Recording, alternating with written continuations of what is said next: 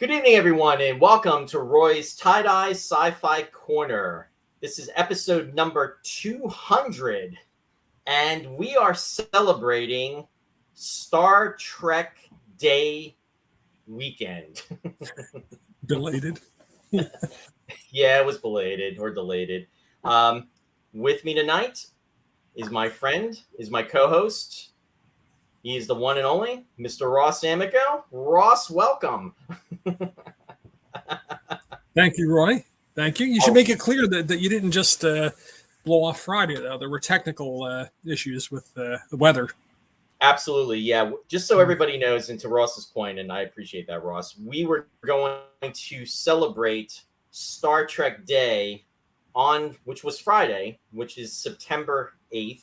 And the reason why that date is so prevalent in Star Trek history is because September 8th, 1966, Star Trek premiered on NBC. And I will say this, it was in the US. Now, I know for our Canadian friends out there, it actually premiered on the 6th, which was 2 days earlier. But in the US on NBC, it was on the 8th. So it's a huge monumental day for Star Trek fans. And the plan was to talk about the episodes, the Menagerie Part 1 and Part 2, because it is such a staple in Star Trek history, because it really connects to the very first episode, which was the pilot, The Cage. And we'll talk a little bit about that once we go. I'm very pleased to say that we have three people that are joining us who are our very special guest stars for tonight. And the first is going to be the son of Jeffrey Hunter, who played Captain Christopher Pike in the original Star Trek pilot, The Cage, which was actually shot back in November of 1964. So it's really incredible to believe that Star Trek, in its essence, is really the 60th anniversary for the premiere is coming up in 2026. But when you think that The Cage was actually next year filmed 60 years ago, that's just mind-blowing. So anyway, we have Chris Hunter, who's going to be joining us, and I'm going to bring him on in just in a moment or so. Also, I'm very happy to say that we also have joining us, we were talking about the Menagerie, which we'll be discussing tonight for both parts. And as everybody knows the story, Captain Pike is in those two parts of that episode. However, it was not Jeffrey Hunter, but it was an actor by the name of Sean Kenny. And Sean is the one who played the very disfigured Captain Pike, who had actually suffered radiation burns in the episode story. Sean is going to be joining us, and will be talking to us too about being on that episode and both of those episodes. And then lastly, another star that we are going to have on with us. She's been on the show once before. She's delightful. She was also in the original pilot, The Cage, as a Talosian, and she was a stand-in. And she's also a stunt woman, and she's also a director, and that is Miss Sandy GIMPLE, and she'll be joining us. The other thing I should also mention too is Sean Kenny actually did 2 Star Trek episodes in addition to the Menagerie, Part 1 and Part 2. He was in Arena, and he was also in A Taste of Armageddon. And in regards to Sandy, she also was in a Star Trek episode, which is really centered around what we're going to be discussing, not only the Menagerie 2 parts, because of the Cage footage that is shown. However, she was in the very first televised episode of Star Trek, which I just referenced before, which was The Man Trap, which premiered on NBC on September 8th, 1966. And she was the Salt Vampire. So really, really excited about the folks that are going to be joining us. It's just a really great way to be celebrating the 200th episode of the show and going from there. Now, before I bring Chris on, I just want to welcome the folks that are out there. I know there's a lot of folks. Dennis Chevalier is joining us from Canada. Welcome, Dennis. Great to see you out there. Bill Scarrato. Bill, just saw him earlier today. Hi, Bill, my friend Bill. He's out there from Harmony, New Jersey, and from Country Gate Theater. Ken Hutchins is also out there. Kenneth, welcome. Great to see you out there. And he's even saying, Ross, classic, the man, the myth, the legend. Christian is also joining us from Canada. Welcome, Christian. Great to see you out there as well. Lou is joining us from Rhode Island. Lou, great to see you. Jack Daly is also joining us. Welcome, Jack. Good to see you out there. And Gwen, my friend Gwen, is from my former workplace. But Gwen, welcome, and thanks, Gwen, for that. Really appreciate it. And I see Jeffrey Morris. My friend Jeffrey's out there, and Jeffrey's got a lot of stuff coming up down the pike. So he's saying hello. Great to see you out there, Jeffrey. And May is also joining us. May, welcome. I believe May is joining us from California. I also see Mark is joining us. Mark Myers, welcome, Mark. Great to see you out there. Mark is joining us from South Jersey. And I also see Matt Anthony. Matt is out there. Welcome, Matt. Great to see you out there as well, too. And let me see here. What else? And Edwin is also joining us. Edwin, welcome. He's joining us from Connecticut. May is also joining us. May, good to see you out there. Also, Nick McCarty is also out there. Welcome, Nick. Good to see you. And I also see The Hague is out there as well. And also, I want to say hi to Shari, my wife. I know she's out there. Welcome, hun. And thank you for being out there as well. So, Ross, pretty exciting, huh? 200 episodes? Yeah. And after 4 or 5 weeks of summer vacation. Yeah, we've actually been on a hiatus, so to speak, haven't we? So it's great to have us reunited and back. So yeah, and it feels so good. No, that's good. All right. Without any further ado, I want to go on. Let's get on with this 200th episode. Mr. Chris Hunter. Chris, welcome. Hey. Thanks for joining, Chris. Hi guys, how are you? Can I just take a minute? Mark Myers, I know very, very well. And I call him the professor. He is easily the best Star Trek modeler in the world. Easily.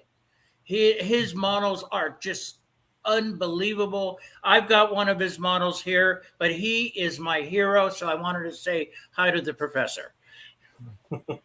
No, we appreciate that. And Mark's a good guy, and his work is incredible. I mean, I've seen it's amazing. It's a lot of his posts. It's perfect. I don't explain it. Yeah. It's just I look at it and my jaw just drops because I know how hard it is to build those models. So anyway, and he's got one in Ticonderoga too. I believe they put one in there. One of his like 3/4 Enterprise. Yeah. I'm sure. Yeah, that's right. No, the professor made it. Anyway, hi, nice to be here. And I'm glad, I know I've met Sean and I've met Sandy when we were doing the Roddenberry archives, which they actually showed. They told me they weren't going to show it, but they did. And they're just wonderful people. I want to say, too, that I've always said, I wish I had $1 for every time I said, no, that's not Dad in the wheelchair. That's Sean Kenny in the wheelchair, So anyway, no, that's all good. Hey, I just want to say, Mark commented real quick. He said, "Chris Hunter, my brother from another mother." So just wanted he acknowledged it. He's my hero. That's all I got to say. Yeah, Mark and I keep trying to meet up, and I'm hoping to that we can coordinate and get to finally have our schedules kind of come together. So like I said, his work is amazing, and I know he's a Space 1999 fan as well as Star Trek, and his builds. When I see the effects that he's done with the Enterprise and the stuff that he's put on, it definitely knocks it out of the park. Anyway, it's great to be here, and I'll tell you anything you want to know. So well, you know what? I mean, you are you are like the #1 Star Trek fan because you were aware of Star Trek really, and I'm saying outside of this, not including everybody in the studio, and I'm going to say, with the exception of obviously your dad, but in regards to seeing in the script, and you were telling me about this, which is really, really cool. Yeah. You actually had like insight into everything. You tell us about that, how you became. Well, this was in November or October, I believe, 1964. And I was sitting, I was running around the station wagon with Dad, and sitting, next to him was the script, and it said The Cage, and Gene, Roddenberry and all this stuff. I said, "What's this, Dad?" And he said, "Well, Christopher, I'm going to do a television series called Star Trek. And I go, what's that mean? And he goes, well, I'm going to be the captain of a starship. And I go, wow. And he goes, yeah. And there's going to be like 400 people on it. And I'm going to be the head of it. And Chris, it's really like a wagon train to the stars, which was Gene Roddenberry's way of selling it to NBC, because they're all familiar with wagon train, And they said, well, now what we've got is a wagon train in space. So I picked it up, and I'm a big sci-fi. I've been a big science fiction freak since I was, 5 years old, right? And I went, Dad, this is amazing. And that day I became a Trekker. So I don't know anybody who became a Trekker before that, but that's, and he said, yeah, Chris, it's going to be great. So anyway, that's how I found out about Star Trek. I started reading the script. So let me ask you a question, Chris. Did you actually did you have the opportunity to visit the set when your dad was filming? Okay. No, I didn't, unfortunately. No. Okay. I don't know if they let anybody do that, That's it was a Disney Blue, and NBC was running the whole thing, And I unfortunately, but Dad was telling me all about it. But then as unfortunately, NBC didn't when they saw that pilot, they went, whoa, I don't know about this Spock guy. He looks like Satan. That's not going to sell to Alabama. That's not going to sell to North Carolina. And then they said, what's a woman doing on the bridge? There's a great line in the thing where Dad says, I'm sorry, to Lauren, to J.M. Colt, his yeoman. Well, I'm sorry, I'm just not used to a woman on the bridge. And he looks at Magil, and he says, well, not you, number one. You're different. And she shoots him a look different, if you remember that. That was really good to me. Anyway, so that was wrong with it. There was a woman on the bridge, and it looked like Satan, and they just didn't think it was going to sell. So, that was that for that. No, but could you have guessed?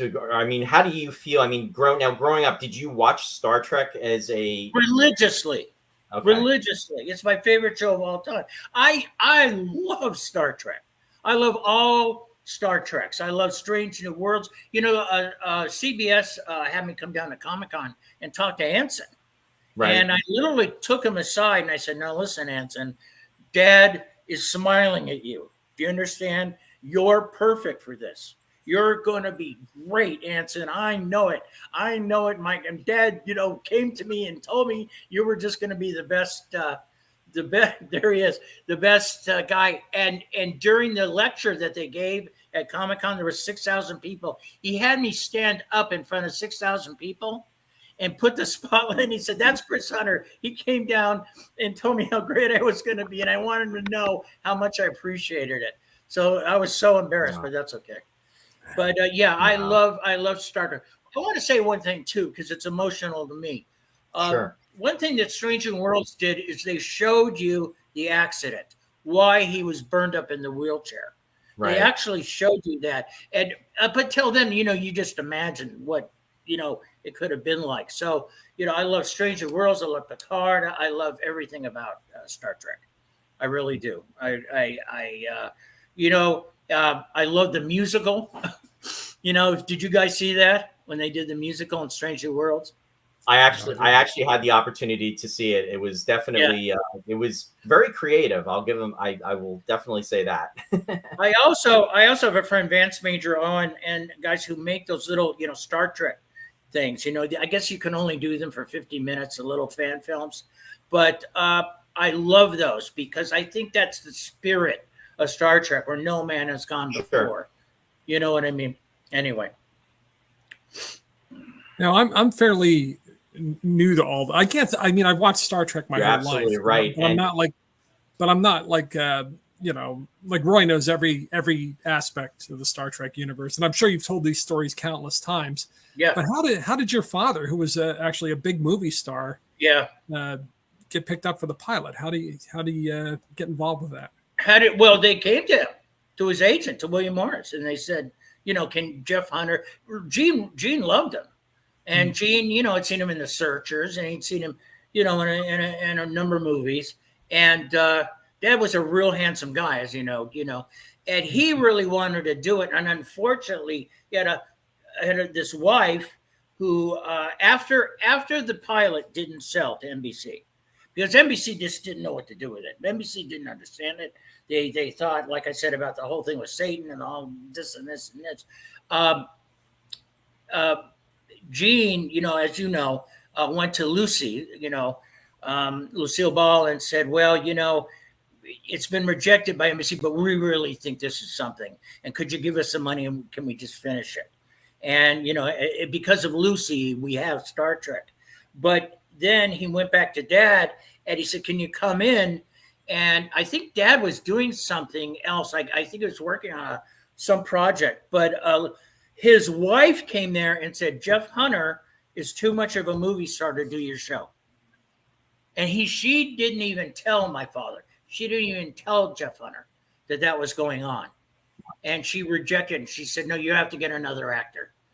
So they went to a Canadian guy, that Bill guy, whatever his name is. No, they went to a wonderful man. No, but that's the sad fact because I always have regretted that the Dad never did Star Trek. Oh, so that's the official story about why he didn't continue. Oh yeah, that's the real story. Now, Herb Solow and Robert Justman. Robert Justman is the producer on. He's what Robert Justman used to have to do when they did the Talosian's veins pumping. He was down there with an air pump in his hand below camera, pumping the veins. But Herb Solow wrote a great book where he talks about all that. I forget what the name. I think it's it's called Inside. I believe it was called Inside Star Trek. Yeah, Inside Star Trek. That's the best book. And guys out there, please read it if you really want to know the real story of Star Trek. Yeah, and it's your dad was, and it's always a heartbreak. I got to tell you, Roy, it's always been a heartbreak for me that Dad didn't do it. I wish he did. I really do. But no, I can understand that. Yeah. No, absolutely. And watching, growing up, essentially when Star Trek was being syndicated, at least in this area, the New Jersey, New York area, what would happen is it would be on 6 o'clock at night. It would be on Channel 11, and what they would do is they would run the seasons, the first, second, and third season, and they would run it in production order. But it wasn't until the 80s when they started releasing the videotapes that they actually released the cage by itself. And you got to see all that special footage that was being shown in the menagerie. And really, that was all in Gene's basement. That was all Gene Roddenberry's basement, that stuff. Oh, you mean the film and everything? All the footage. He went down and found it. Yeah. Yeah, it really was an incredible story. Go ahead, Ross. I'm sorry. No, it was always a treat to see like early Spock, Oh yeah. and Majel Barrett as number one, and all these things that you knew about, but you never actually saw the pilot, so it was cool to get a glimpse of that. When they run. I love how they did Rebecca Romaine Stamos as Majel Barrett. The hair, they've got her 1960s hairstyle going. Yeah. No, they definitely do. And she wears, she has the posture and she does very well with the character. She really carries it well. Yeah. Now you were there when, talking about Anson Mount. So really it was like almost like passing the torch, so to speak, the way you did that. Yeah. And we were in Ticonderoga, and I was there. Shari and I were there. In fact, you and I actually had met. I'm not sure if you remember it, but we were on our way up to go to New York State to go to the to Ticonderoga, and we were at the rest stop in New Jersey, or New York rather. Really? And when we were, and I ran into you. We ran into you. We were talking to you briefly there. Yeah. But anyway, you did the presentation and everything in Ticonderoga in regards. Right, I had to lecture. I lectured twice there. I was really scared. No, you did a wonderful job. But I think, how did your dad feel? Do you have any recollections of your dad talking about Star Trek after it became a series? Was there any discussion? No, because he went on. No, I didn't live with that. So no, not after it became a series. He never talked about it again. Mm-hmm. I know that he got divorced, and that was a big thing. And was he just didn't want to think about it. Sure, You he was know, moving forward. yeah, yeah. Yeah, and He's moving that's forward. totally understandable. But And it's I'm sure he wanted to do it, and I'm sure because of the circumstances, because his wife told him he was too big of a movie star to do it. That really upset him. Yeah, no, which is understandable. exactly. But Well, he you know, did your play dad's, Jesus. yeah, I was just going to say your dad's work. I mean, it was incredible. I mean, in regard King of Kings, 1961. That when he was in that movie, as Want to hear a Ross, quick story about that? absolutely. Sure. When they did the Sermon on the Mount, okay, in Spain. Now they shot it in Spain. They paid villagers to come, and they needed 2,000 extras, right? Wow. So they got these Spanish villagers to come, but they didn't tell them why. So what they gave him lunch. That was the deal. So when they shot the Sermon on the Mount, they backlit him. He came over the hill, and 5 women saw him and freaked, and ran up to him, dropped, kissed his rose, and were sobbing hysterically. Because guess why? They really thought Jesus had come back. Right. Yeah. They really did. And they had the AD had to yell, "Cut." You know what I mean? And I always wondered what a rough job that was for the AD to. It's the biggest letdown of their lives to tell them, no, that's really not. But Dad, when he was in Spain, they really kind of thought he was Jesus, and he couldn't get arrested in Spain. He made a bunch. He made King of Kings. He made a Custer of the West with Robert Shaw. He made a lot of movies in Spain. Wow. Yeah, and it was growing up. I always wondered about your dad and everything. And this is like in the 70s because I was Ross and I were, like we were saying earlier, were born in 66. Mm-hmm. So to learn that your dad had passed at such a young age and everything. 42 years old. That's just it's heartbreaking. So yeah, I know. Yeah, he was a really, really good guy, and he was a good actor. And I'm just sorry, but that didn't. I've got to tell you guys, that didn't lessen my love of Star Trek. That he wasn't the captain. That Bill Shatner was the captain. I've always loved Star Trek forever and ever. Always will. Always will. I'll do. If they ask me to do anything, I would do anything for CBS or NBC or whoever. No, that's wonderful to hear. I just want to say hi to some of the folks that are joining us there. That they're out there. I see Edwin is out there, and he's saying to say hi to you, Chris. Just so you know, he's a good friend of mine. Edwin, calm me down. Can I say something real quick? Calm me down at Ticonderoga. I said, I'm so scared. And he said, don't worry, you're going to be great. And because of him, I was kind of able to go on that stage and talk because of Edwin Thrower. He's a wonderful, wonderful man. He's a very, very close friend of mine. So hi, Edwin. Edwin's a good guy. He's a good friend of mine too, as well. And he's definitely helped me with meeting a lot of wonderful people, such as yourself. So no, I totally agree with the sentiments that you just stated. So he's just a wonderful man. Definitely wanted to put that out there. I see Claudia is actually out there. Claudia, welcome. She's joining us. Good to see you out there, Claudia. Brennan is also joining us, and thank you for the sentiments, Brennan. Again, it's crazy. We're actually at the 200th episode with this show. I'm still kind of in shock over it. Linda is joining us from Canada, Western Canada. Welcome, Linda. Mm-hmm. And Vince has made it out there, and I saw Vince today. Welcome, Vince. Yeah, I said Vinny, even though I never call him. Everybody on the planet calls him Vinny, but me.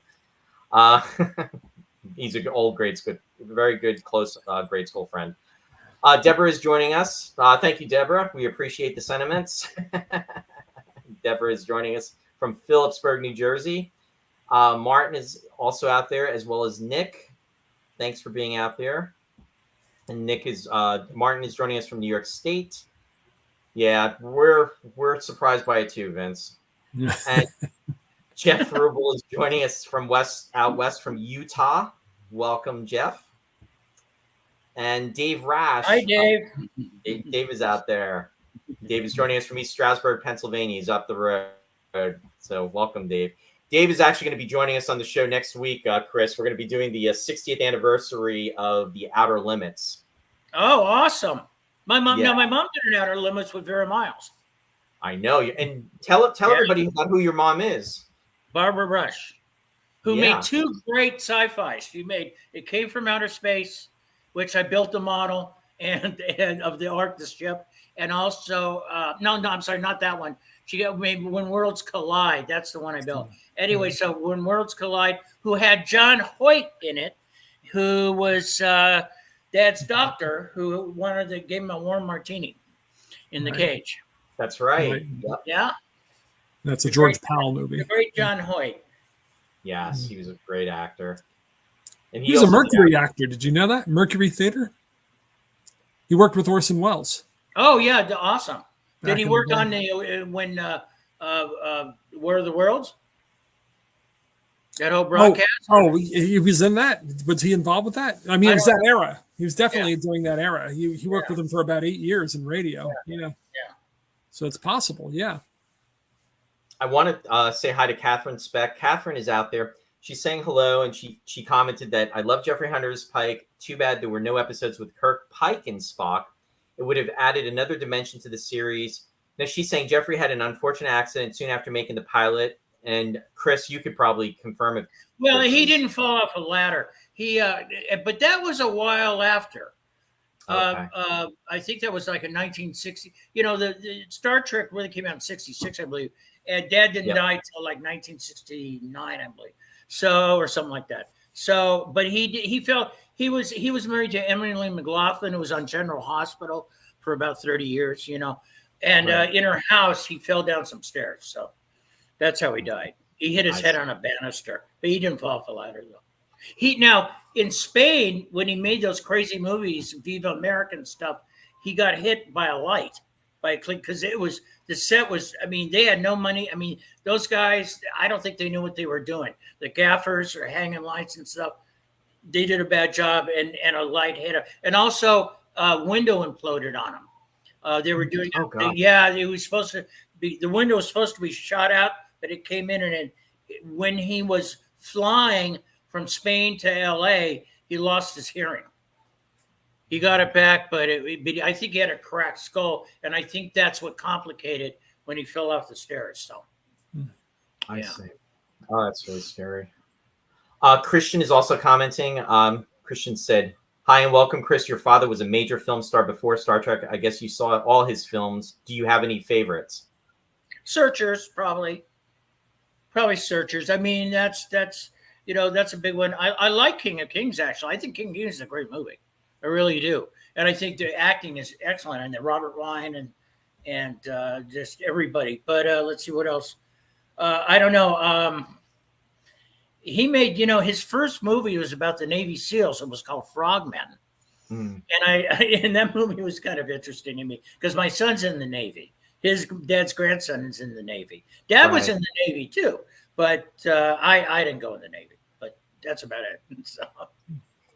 I also want to welcome a fellow Star Trek fan and friend, Henry Jackson is out there. And I've gotten to know Henry from Ticonderoga, both him and his wife, Tracy, up in Ticonderoga. He's saying, "This is amazing, watching it on my TV on YouTube. This is wonderful. Happy 200th episode, Roy and Ross. And you guys rock." Thank you so much, Henry. And he's saying, "Welcome, Chris." So, all right, well, thank you. Hi, Henry. Thank you very much. Did your dad ever share any stories about The Searchers or any of the John Ford movies he was in? No, but John Ford really liked him. He made, The Last Hurrah with Spencer Tracy, and he made, The Searchers. Dad really, John Ford really liked him. No, he never told me about what it was like to work with John Wayne or anything. But, I just love that. And I love Vera Miles was like part of our family. I mean, I used to think of her as my Auntie Vera. She made Out of Limits with my mom, The Searchers with Dad. She made a Alfred Hitchcock with Dad. Well, wasn't she in Psycho? Yeah, she was in Psycho, but she made, Alfred Hitchcock Hour. Yeah. She made I see. So she worked with your dad, right? She made a show right for that with Dad. Yeah. Yeah, Okay. wonderful lady. Yeah. Wow. I want to welcome Randy Lee. Randy's joining us. Welcome, Randy. Edwin appreciated your comments also, too, just so you know. Welcome, Edward. And just want to make sure I'm caught up on everybody. And Deborah is saying that your mom is gorgeous. Thank you very much. Mom's 96 now. Wow. Wow. God bless her. Yeah. Catherine Speck commented, Barbara Rush, loved her. She was wonderful in her sci-fi pictures, but I really enjoyed her with Sinatra in Come Blow Your Horn and Robin and the Seven Hoods. Sorry to hear about your dad's accidental death, and and thank you for telling you the. Thank you. You know, Frank loved her. Dean and Frank loved Mom. Frank put her in 2 movies with him. Really? Come Blow Your Horn and Robin and the Seven Hoods. Yeah. We went out to dinner with him once. And I was sitting across from guys who were 6 feet tall, wore black suits, real black ties, and said, you like the Grateful Dead because we can get you an album, you know, if you want, you know. You know, it was really, really cool, man. It was, and then we got to go see him record. Wow. Yeah, that was awesome, man. Really awesome. It was. That must have been. One last comment too that came in. Henry said, my favorite scene from King of Kings is where Judas denied Christ, and Jeffrey Hunter's reaction is a resolute, slight smile, and it says so much. The great Rip Torn played Judas in that. And then Catherine is saying, Rip Torn, right? Did he right. really? I did not realize that. He played Judas. Yeah. Yeah. Oh wow. Yep. My favorite guy's the soldier. But though. Chris, yeah, I want to thank you for being on with us, taking the time. My pleasure. Love to have you on another time as well. So pleasure. definitely we'll stay in touch. And again, it's much appreciated, and your dad's work lives on. So I'm sorry I'm not going to talk to Sean. Say hi to Sean for me, because I got to meet Sean when we did the Roddenberry Archives. Finally, and I told him, I said, Sean, you're the best. What? I'll tell you what. I'm going to bring Sean on just so you can say hi to him real quick. So here you go. All right. Hang on. Hi, Sean. Hey, Chris. How are you, man? How are you, my friend? They finally showed our segment on YouTube. I saw it. Yeah. The Roddenberry. Yeah, I saw it too. They told me they weren't going to, but they did. It was great. Sean was in the wheelchair, not Jeff Hunter. That's right. I was. Okay. For hours and hours. Thank you, guys. Thanks. Thank you so much, Chris. Edwin's saying great to see you. Chris, Mark is saying is the same as well too. So thanks again, Chris, and we'll talk to you soon. Okay. Hey, stay well, Chris. Thank you, Sean. Bye. Hey, Sean. Thanks for joining us. You're welcome. Much appreciated. So, we're really excited. This is just incredible to think in regards to how Star Trek has impacted us on so many levels, and so happy that you were a part of it, and not only a part of it, but you were a part of a 2-part episode, which was the only 2-part episode of Star Trek between 1966 and 1969. It was a pivotal story, such an impactful story, and you were part of history. So definitely want to thank you for that, and just find out how this all came about. Really. Mm-hmm. Yeah, it was a magical thing for a lot of people about that show, and I know that I didn't want to go into a lot of the detail, but I was asked by a woman in the theater one night. I was playing a part. I want to introduce you to a gentleman over at Paramount called Gene Roddenberry. And I said, who's he? Oh, you'll know who he is. He's coming out with a TV series. And it was just incredible, because when I went in to see him, he had a picture of Jeffrey Hunter, and he walked around and looked at me from all the sides, sitting on the chair in the office. And then he came up to me and he put the picture like this in front of me, and he says, it's a match. He put it down. I'll never forget that. Whatever the match was, I said, okay, hey, are you allergic to this? We're going to put stuff on your face. We're going to do this. Oh, no. As an actor, you say, I'm not allergic to anything. I mean, it was pretty incredible the way he engineered that thing and put it together. It's just great. And how long did it take him to put the makeup on? First time was 5 hours. They got it down to 3. I got to tell you a funny story about the makeup, because we, part 1, part 2, we went into the second week, and the makeup men were so tired, because they're putting me. Oh, here's a quick funny story. The scar on the first day, they put it on. It was makeup scar like this, and then all of a sudden they put on the 5K lights, and my whole face melted, and they didn't know what. Guy, he puts his leg up on the chair, Ray Sebastian, I'll never forget him. And he says, "Hey, come over here, look." And he draws with a Sharpie a scar on his jeans. And he says, "Why don't we cut this out? We'll put it on his face, and then every night we'll take it off, but it'll never melt." And the makeup guy goes, "Genius, I love it, thank you." So they cut it out, they put it on my face. So after the 10th day of shooting, I'm sitting in a chair where we're both just so tired and we're so burned. And they come over and they quietly put it, "This is the last day. Thanks for being so patient, Sean." They put it on, and all of a sudden I look up and I go, "It's on the wrong side." Oh. And they go, "Oh my God, Freddie Phillips, oh my God, they would have fired us. It'd be $10,000 a minute. Oh God, Sean, thank you." But as an actor, you're so used to seeing yourself in a certain makeup that you would never think that something would be adamantly wrong, just not the right side. Anyway, that's a little tale. No, thanks for sharing it. So now I remember reading that. Did they bleach your hair for that too and everything? I mean, did they bleach your hair? Yeah, they did. And it was too hot, they said. And they said they kept dyeing it. And there was a lady, I'll never forget the lady. She had done Jean Harlow at Paramount. And she said, "Send him over here.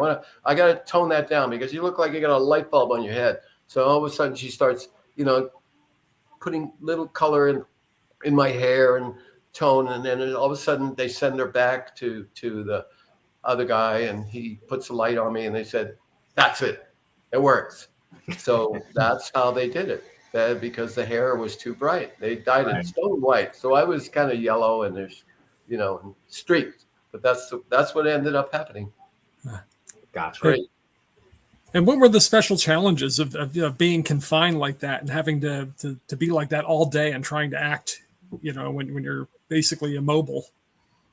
You really had to say, this must be worth it because there's so many people around me and so many people attending to me. "Oh, do you need to go to the loo?" They used to say, in England or something, when you have a British guy. "Oh, you need to go to the bathroom." I said, "No, I'm fine. Thank God I had a good bladder." And so they were very, very attentive. And then in doing that, I realized how important this role must have been. Right. I mean, and what's funny is I would hear things. You became part of the furniture after a while, Ross. And so they would stand behind me, and Doc and Jimmy, and they'd say, "Look at him up there." And you know who they're talking about up there. "He's stealing our lights." Okay. Jimmy would say, "I'm not going to let him do that."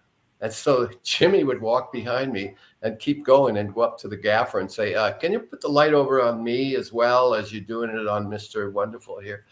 And so I swear that's exactly what happens.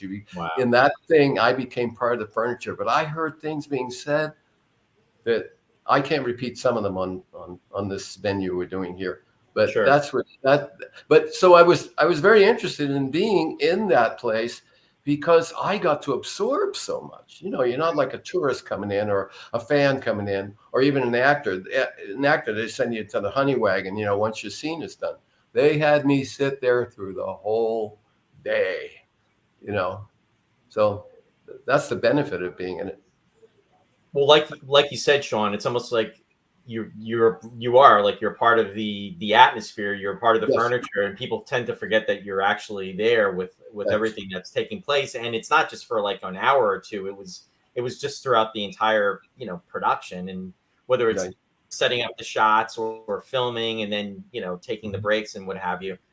I just want to just let you know, Mark Myers is saying hello. He's saying hope to see you soon. And also Edwin is saying hello. And John Haig is asking a question. He said, "Did you make the lights on the chair light up, or was someone else doing that off of camera?" I did it, and actually it was a breaker, and I had it on my lap. And what you did is you kept your thumb on it. And so the first time they started to test it, like, are we going to go, Captain Pike? And I'd say, beep, beep, with my thumb up and down. Gotcha. And you got it, that way. Because one time I moved a little too much, and the cameraman said, I can see him moving. Okay. So they wanted to know that if I could do it forever through the whole thing without anybody having to worry about me. So that's how it happened. It was a breaker, and you just kept your thumb on. And when you let it off, it would go beep and beep. I was wondering about the same. I was wondering that same question that the Hague just asked. What a drag that in the 23rd century they only gave you the option to say yes and no. Yeah.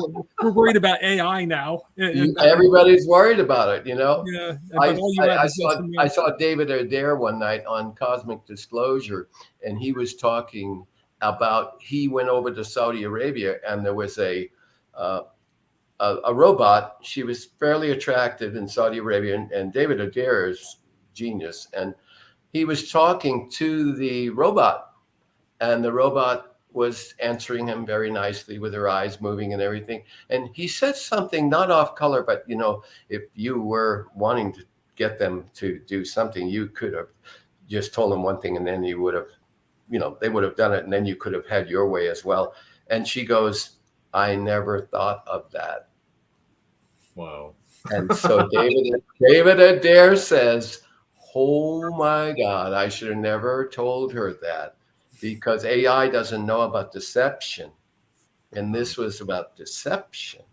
Right. So that's whatever. Pandora's box being opened there. There it is. Pandora's box. Good analogy. Right. Oh boy.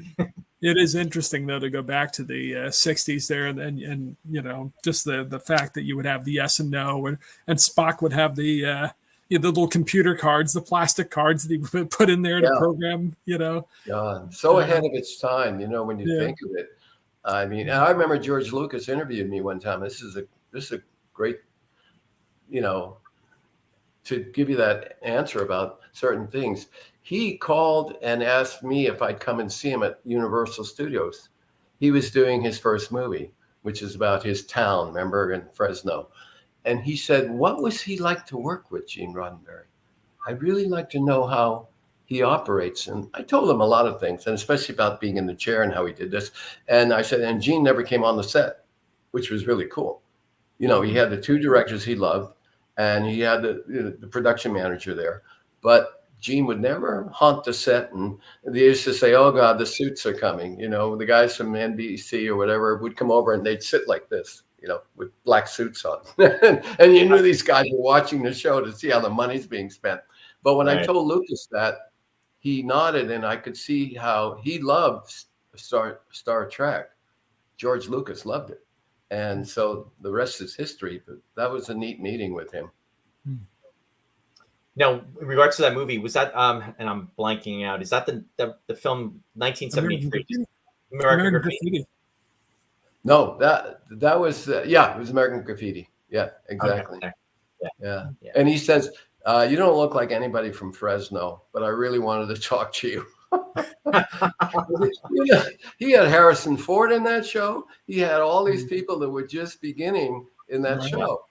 Yeah. I mean, Lucas was something else. Yeah, launched a lot of careers with a lot of the individuals that were in that film. You're absolutely right. It's just amazing. And I can't believe that movie is actually us. I think it was 1973 that movie came out. So it's literally celebrating its 50th anniversary this year as well too. It's amazing. I want to just say hi to Don Bethman. He's joining us. Don is joining us from Delaware. Donnie, welcome. And Henry was actually asking the same question that John Hague was asking. So again, thank you for that, Sean. And Christian is commenting, hi and welcome, Sean. You certainly made a strong impression on a very young me then in watching the Menagerie, and as well as many fans. But you look so young now. So he's commenting too. Yeah, I got the picture. What is it? Dorian Gray in my closet. I'm just living one day at a time, they say, and God is helping me. I really believe that there is a higher power here helping. And I just feel that a lot of us just now that we're all getting together, we're creating a whole new alliance in this country of people who want the best to be known and how it came to be, like what you're doing, my friend.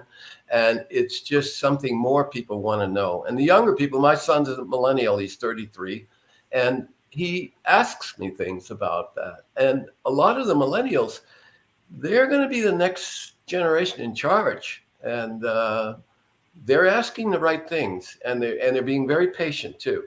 They're not demanding stuff. You know what I'm saying? They're not. I don't know. He does concerts on the EDM, and he said even the kids that come and they jump, they don't dance. You know, and the electronic dance music that I'm sure came from all the music that they've seen as children over the time. You know, on scores in films and stuff. You know, and so I think we're in for a good renaissance in this country again. I think we're going to have it. Yeah, I really hope things go in a very positive direction, and that's what Star Trek was about. I mean, at least in you know, did you hear the story that he was asked to come up to? It was on I forget what show it was on. Strange something, but they asked Gene Roddenberry to come up to Schenectady, New York, where all these millionaires were. And they asked him about would he like to be involved in a show. They had just one sentence to ask him. This is what I heard, and I saw it actually on TV being told to. And he said, yeah, because, you know, the one that Gary Lockwood, my buddy, was in, Lieutenant, they canned that because he started to bring up social issues. I don't know if you know that, but that's why the show was canned. The Lieutenant. But I'm aware of the Lieutenant, though. Yes, with Gary Lockwood. So the millionaires, there was 5 of them. They're very, very wealthy. They said, we'll back you. We'll help back you. We'll get the right people to back you. So we want you to know that this is blah, blah, blah, blah, blah, blah. And they had a lot of information. And then I saw on the show that these 9 beings have appeared to other people over years. It's called the Council of 9. Even in India, they have a thing called the Council of 9. Even in this other country, they have the Council of 9 that they tune into. And so Gene Roddenberry had that happen for him. And that was a very interesting comment on that show. I'll try to remember the name of it. But he was channeled to do Star Trek. Yeah, that's very interesting to hear. Mm-hmm. Henry just commented too. He said, great positive outlook, Sean. And then he also just commented and he said, I live in, I'm going to butcher that, Schenectady. Yeah. Schenectady. He said, wow, didn't know Gene Roddenberry was asked to come here. So no, thank you for sharing that with us. Yeah. You know, what's very interesting about the Menagerie is that it uses this framing device of which you're involved, you know, and they go back and very cleverly take the pilot and they're able to use this to kind of buy time, because from what I understand, the production on the series was accelerating and they couldn't keep up. So they came up with this clever idea to do 2 episodes in one. But, you know, later on, by the 70s, there was this thing like the anniversary episode. I don't know if you remember, like they'd always say, oh, remember that time that Potsy did this or Ralph Malph? And then they cut back to the earlier episode. They'd show a clip from the episode. Right. And they're very flimsy. This actually has a story to it. You know what I mean? This is, you know, later on, they use these kind of flashback episodes that were kind of like space wasters. Right. Space Wasters, good title. Yeah. But this is a very, very beloved and you know, has a strong narrative to it. You know, and it kind of, people remember this one. It's not just like a, you know, what happened, you know, when we Laverne and Shirley had an anniversary episode or something. You know what's wild is I never knew that Menagerie was the only part 1, part 2 they ever did on all the shows. Mm-hmm. Oh, really? Okay. Yep. You didn't know that? Yeah, for the original series, and I'll say it. I mean, when I think of Star Trek, I think, you know, just Star Trek. But for all intents and purposes, yeah, for the Star Trek series that was from 66 to 69, this was the only 2-parter that they ever did. The only 2-parter, and in Next Gen, did they do a part 1, part 2? Yes, Star Trek: The Next Generation did. The first time they did it was with an episode entitled "The Best of Both Worlds," and what it was it ended in the third season, and it was a cliffhanger. They start after the third season. They started doing cliffhangers where it'd be like a part 1, part 2. Oh, and that's and then it followed with that. But for the original series, though, this was the only time that this was actually done. Gary Boyer is joining us. My friend Gary, he's in Pennsylvania. Gary's commenting. He's saying, "Hey, Roy and Ross. Hi, hello to you, Sean." He says you look ridiculously young. So that is an awesome compliment. Well, I'm 81, and this year, and I just feel I've been blessed, with a wonderful wife of 40 years, and beautiful son of 34 years old. And I just am blessed to be here by God. I just feel He's got me here for a purpose. I did not to brag. I did 2 films in the last, just before the pandemic, and now they're going to come out. Maybe one will be in the theater, and it's wild, because I took up photography and I was doing both for a while, and then I stayed out of any television and filming for 20 something years, and then all of a sudden guy called me, said, "I want you to be in this movie, and it's a film, and it's called Staycation, and you're going to be like a Dr. Fauci character, and you got to go appear in Congress and all this and all that." And I said, "Oh," and when they gave me the script, I said, "This is like sci-fi that they would have written 20, 30 years ago." And he's fairly young, 50s. He's 50 something years old, Russ Emanuel, but the script was just amazing. And I'm saying, see, and he said to me, he said, Star Trek was one of my bringing up shows that I was brought up with. So that's how it's coming down. Right. So I had to be younger. Sean, when is that going to be coming to the theaters? It's going to be in theater, I believe they said October, but possibly November. Okay, and it's what they're working on is a Staycation, and Olivia DeBoe's in it with me. Yes, who was the first Q, and she's in it. And there's some little other people, meaning little, walk-ons that a couple of people you'll recognize from other shows.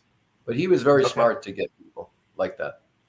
Very cool. Well, we'll definitely keep in touch, and then when it gets closer, when it's being released, definitely would like to have you come back and talk about it too. Yeah, that'll be great. That'll be great, guys. That's very cool. Just to let you know, Mark is commenting. He said Sean should have been in more episodes as Mr. DePaul that he did twice. Should have been in a regular. With that said, that's a great lead in, Mark. I want to just share my screen, and I'm just going to show this. So for the folks out there remembering Captain Christopher Pike in the Menagerie, there you are in regards to the scar that you were talking about too. Now, is that denim there? Is that the blue jean? Is that you said? That's another thing I'm doing now. It's a teaser, and we just filmed it, and it has to do with a wonderful show. My wife actually wrote 12 episodes already for it, and I'm not at liberty to tell you who it's going to go to because I think they're very interested in it. But Tim Russ directed the teaser. Brilliant. Okay. Tim Russ Wow. in Star Trek. And it's just a really excellent show for the future. Wow. Yeah. Very cool. Now, and the Ross scar was asking there that. Is that the cutout scar that they put on you? Yeah. No, I don't know where that went. That should be in some, in museum, that scar. But we don't know where it went. Right. But I look basically like the picture you're seeing in the show, the rancher. That's what I'm called, the ranch. The rancher. Right there. Yeah. But it's got a lot to do with ETs and set in California. Anyway, I won't go into it any further. No, but thanks for just putting that out there, though. The other photos I wanted to show too were from when you were in the other episodes of Star Trek. So, in regards to that, you had done the Menagerie, and then my understanding is, you went through a lot in regards to having all that makeup, being very patient, and going through that entire process, and you were brought back as this bridge officer in the 2 episodes. And to Mark's comment too, it would have been great if you had more of a recurring role. But how did Gene Roddenberry approach you as far as right after the Menagerie to have you on and do the first episode in the arena? That's exactly. How did that come about? Yeah, Roy, that's exactly the way it happened. I was at the tail end of that show, Menagerie, and he said, "I want you back here." I said, "Sir?" He says, "Yes, I want you back. I want you to be." I'll tell you. He said, "I've never put a named person in the, or somebody that had a credibility, such as the helmsman, and of course George Takei was the navigator." And he said, "I want you to come back as a helmsman." Well, I did the 2 shows, and he kept patting me on the back later and said, "Very good. Wow, I liked Arena. I liked Taste of Armageddon." And then all of a sudden, he came over to me one day, and he said, "I can't believe this. I cannot believe it. TASS from Russia is after me. Why don't you put a freaking Russian in here? What are you doing?" Right. And he says, "I've got to put a Russian in right here where you are." And that's when he got, my buddy there to come in and be a Russian, the way they talk like this, And so I said, "Oh, that's Gene. This is great, and everything." He said, "But I'm going to write a little thing for you, above you, and about you." I said, "Oh, great." So I'll never forget. A month later, I get a call from my agent, and they say, "Don Adams wants to see you on his show, and he wants you to play a lieutenant." So here I am on Don Adams's show, his spy show, and it was just incredible. And I'm playing a lieutenant in that episode. Yeah. Which one is that? Get Smart? Really, yeah. Get Smart. Yeah, I'm in that episode. Temporarily Out of Control. I just remembered the title of it. Mm. Oh, I throw his, I'm a young lieutenant, and I'm arrogant, and I throw his hat overboard when he comes on the ship. I mean, that's how it starts, and I just thought, wow, thank you, Gene. And so he was very instrumental in my career all the way through. I'd hear something that, "Oh, he recommended you to other people. He was recommended you to these other people." I said, "Okay, I'll do it." Nice. So I did other shows, and that's why I think it was important that I didn't play that, Right. all the way through. It was great. I got to, and I did a lot of feature films because of that, which was great. I have to ask you, how was it working with Don Adams? Fantastic. He owned the show. A lot of people didn't know. Remember the shoe up to his ear? He owned his show, and the chief was always with him. The guy with the white hair that was the chief. And they worked so well, and we were on an aircraft carrier in San Diego. I mean, I didn't know he was a decorated officer from World War II. Oh, okay. Don Adams. Yeah. I mean, he had medals really deep.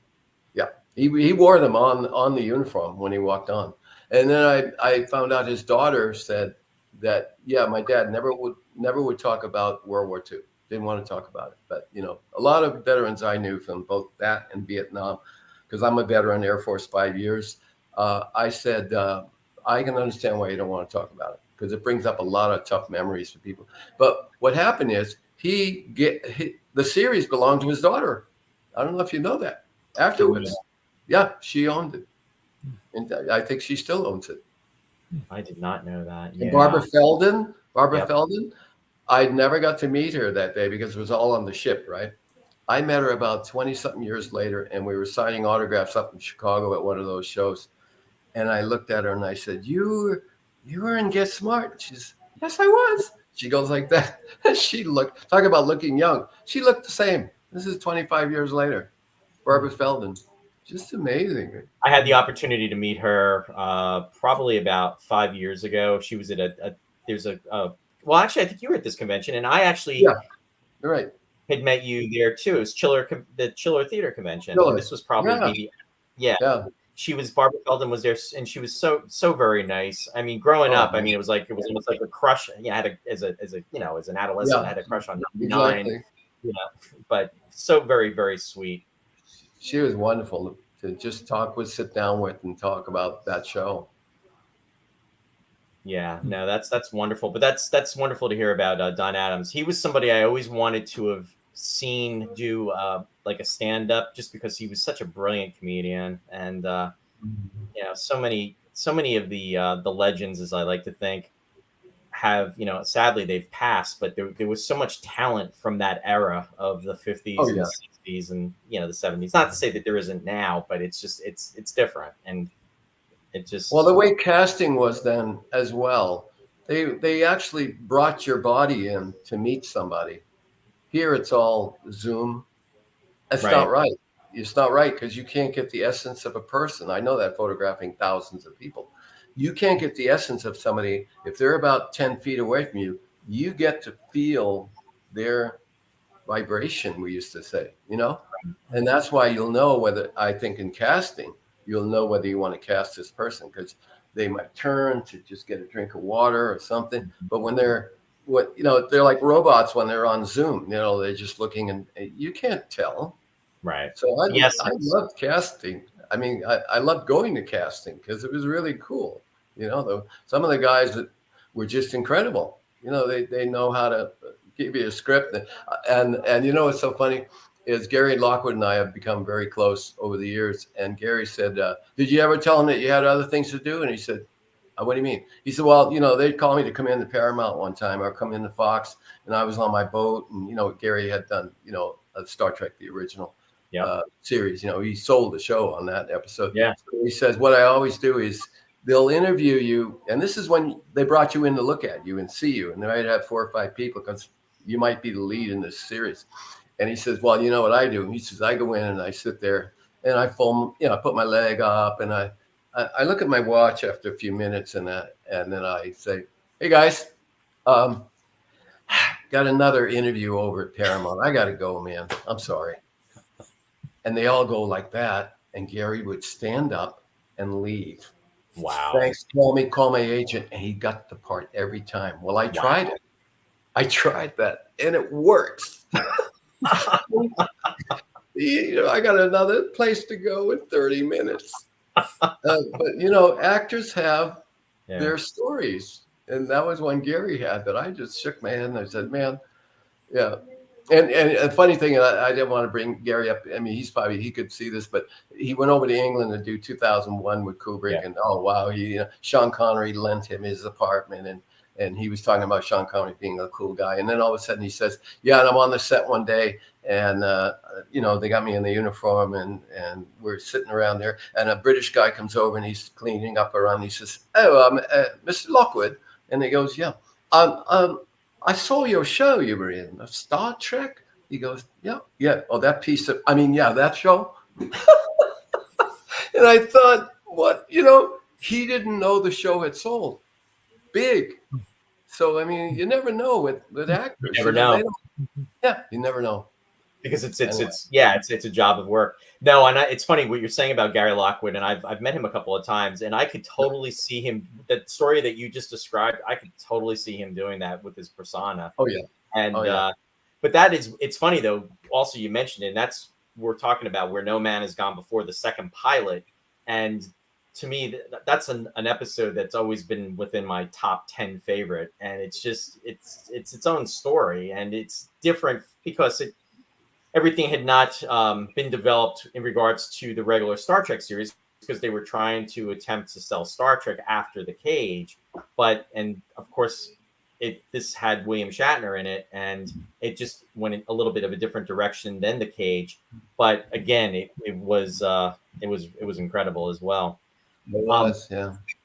Gary Boyer commented, he was asking about, when we were talking about two-parters before, he said about Encounter at Farpoint, which was the original pilot episode for Star Trek The Next Generation, and he was asking if it was a two-parter.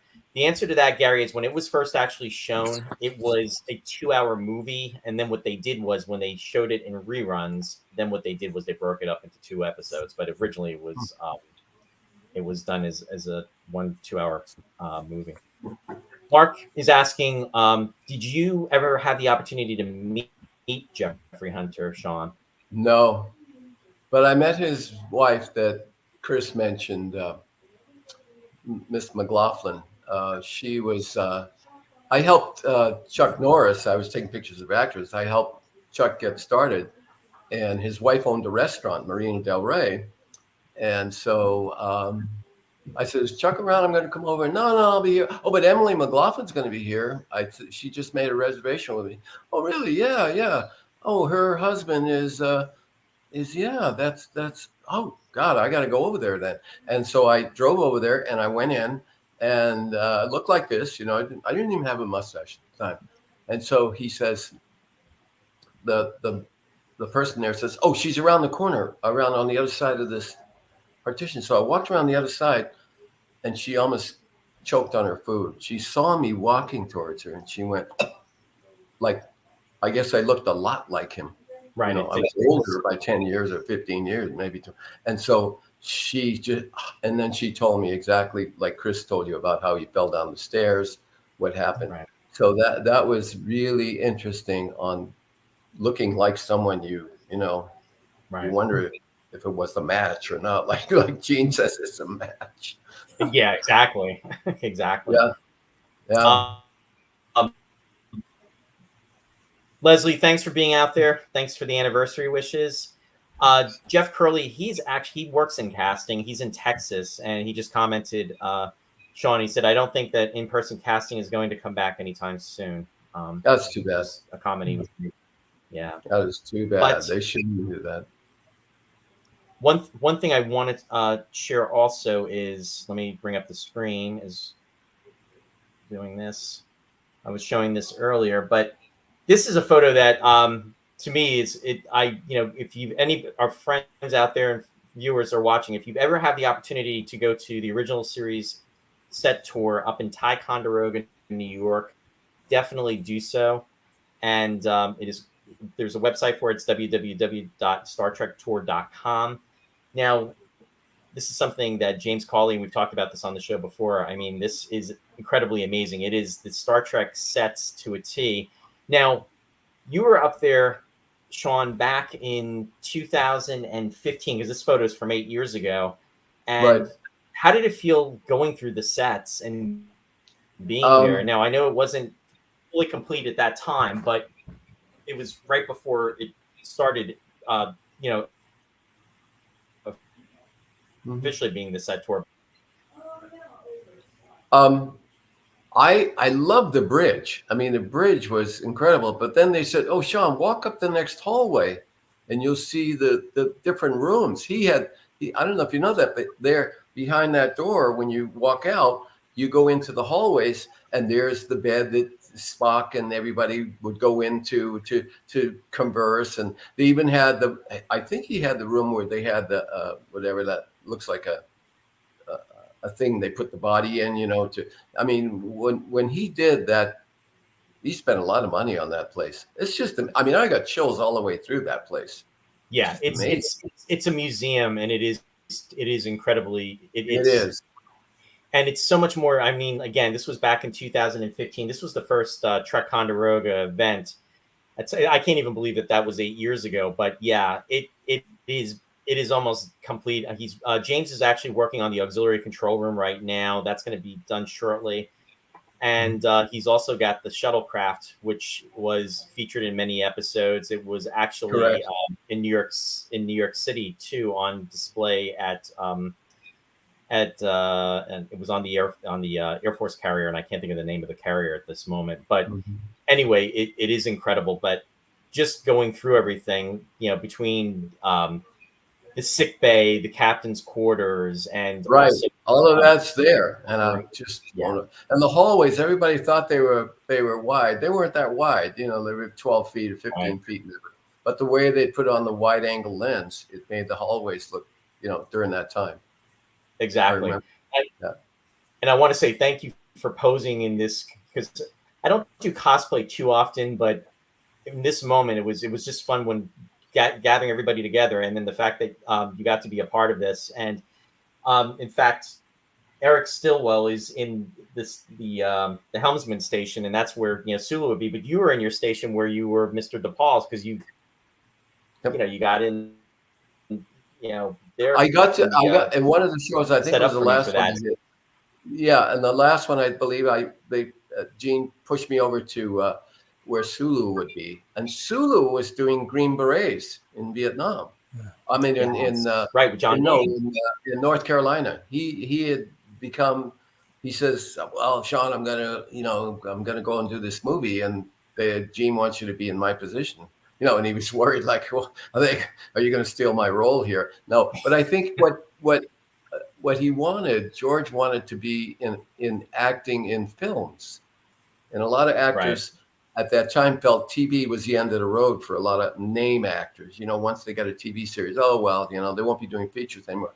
Whereas George, he loved doing that movie Green Berets. He was and he was hoping to get other roles, but he came back, and then that's when Gene told me he had to put a freaking Russian in here. So that was that story. Yeah, everything connects. Mm-hmm. And Henry's actually commenting too, because we have a mutual friend that's in this photo, and it's John Mars. Wonderful having minutes at some point too. Mm-hmm. Hopefully in the future you'll get up there.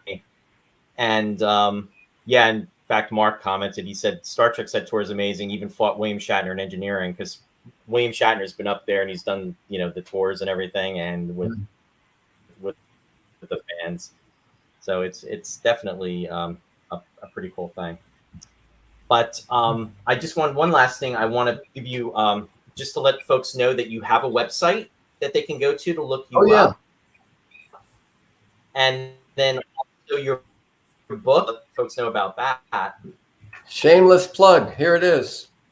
And what's nice is I've got a lot of pictures in there. I really felt a lot of people don't put pictures. And we went to Italy a lot. This lady, I don't know if you can see her, but she built the chair just like my chair in Italy. I mean, there's things in here. This is an interesting picture. This is Gene Roth. Gene's partner, Bob Justman, who came to my table, and he was in a wheelchair. This is his daughter. This Felix, who played one of the Talosians. And he said, if we didn't find you, we weren't getting a second season. And I said, what do you mean, sir? He said, well, they spent so much money on that pilot, they had to use it. And he says, you fit the bill. And that's why we went on to the other so many episodes. He turned around. He left, and he died 2 weeks later. Oh, God. But that was so heartfelt for me to see Bob Justman, who was one of the greatest helpers for Gene. Yeah. And you guys know that. And there's Richard Kyle. So anyway, for you guys to get the book, I'll sign it and send it to you. And it's available. And there's another site too. It's StarTrekActors.com.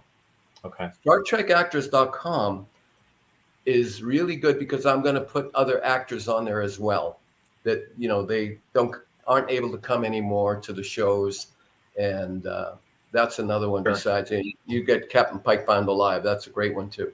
So thank you very much, everybody. And Ross, nice talking with you. Oh, nice talking with you. I must say that you did such a great job that when I was a kid, I did not realize it was a different actor. Oh, really? Oh, yeah. I always just assumed they got Jeffrey Hunter back. That's so complimentary that I was able to pull that off. Well, thanks. Anyway, nice to meet you. Good meeting you too as well. Roy, thank you so much.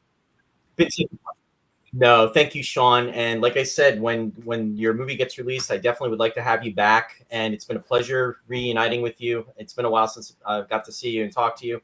And also, thank you to your wife as well, too. She was, very, very pleasant, very lovely to talk to. And thank you for, again, helping to coordinate to have you on as well. And it was very much appreciated. Thank you as well from her. Okay, guys. Take care. You. Really, really nice guy. As is Chris. It's pretty cool. Just when you're thinking about all the time, Ross, that you know what I mean, in regards to the 57 years and everything, that the Star Trek history, the legacy. I would have never dreamt all the times we were watching these things after school that we'd be talking to these guys in a few decades. I know it's really just amazing. Mark just commented. He said, "Great show, fellas."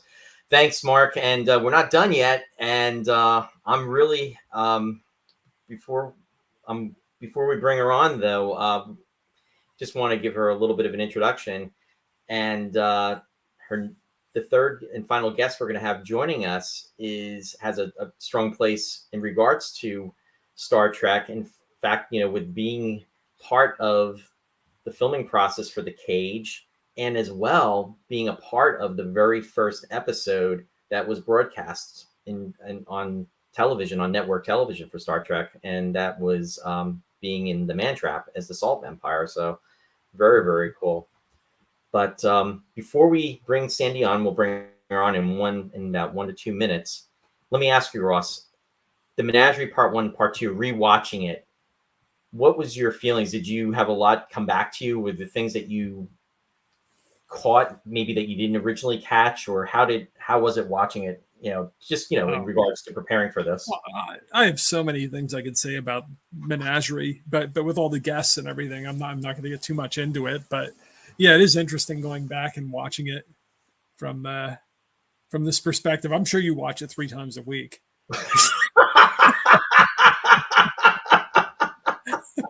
4.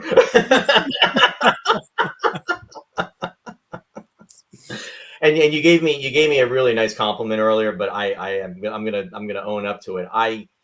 When it comes to classic Star Trek, or just Star Trek, as I like to say, I can hold my own pretty much. I mean, the original series is it. I mean, for me, I watched Star Trek: The Next Generation from beginning to end, when it started and when it finished.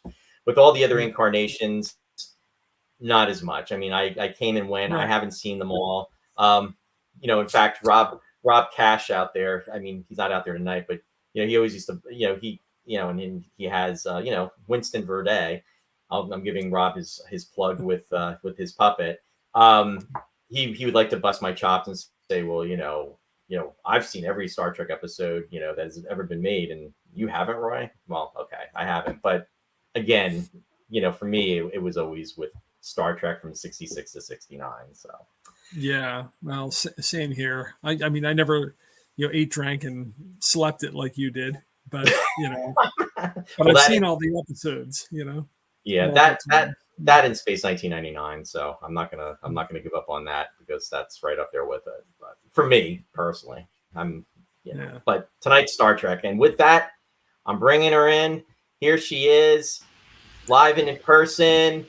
Miss Sandy Gimple. Hi, guys. Welcome. Hey, Sandy.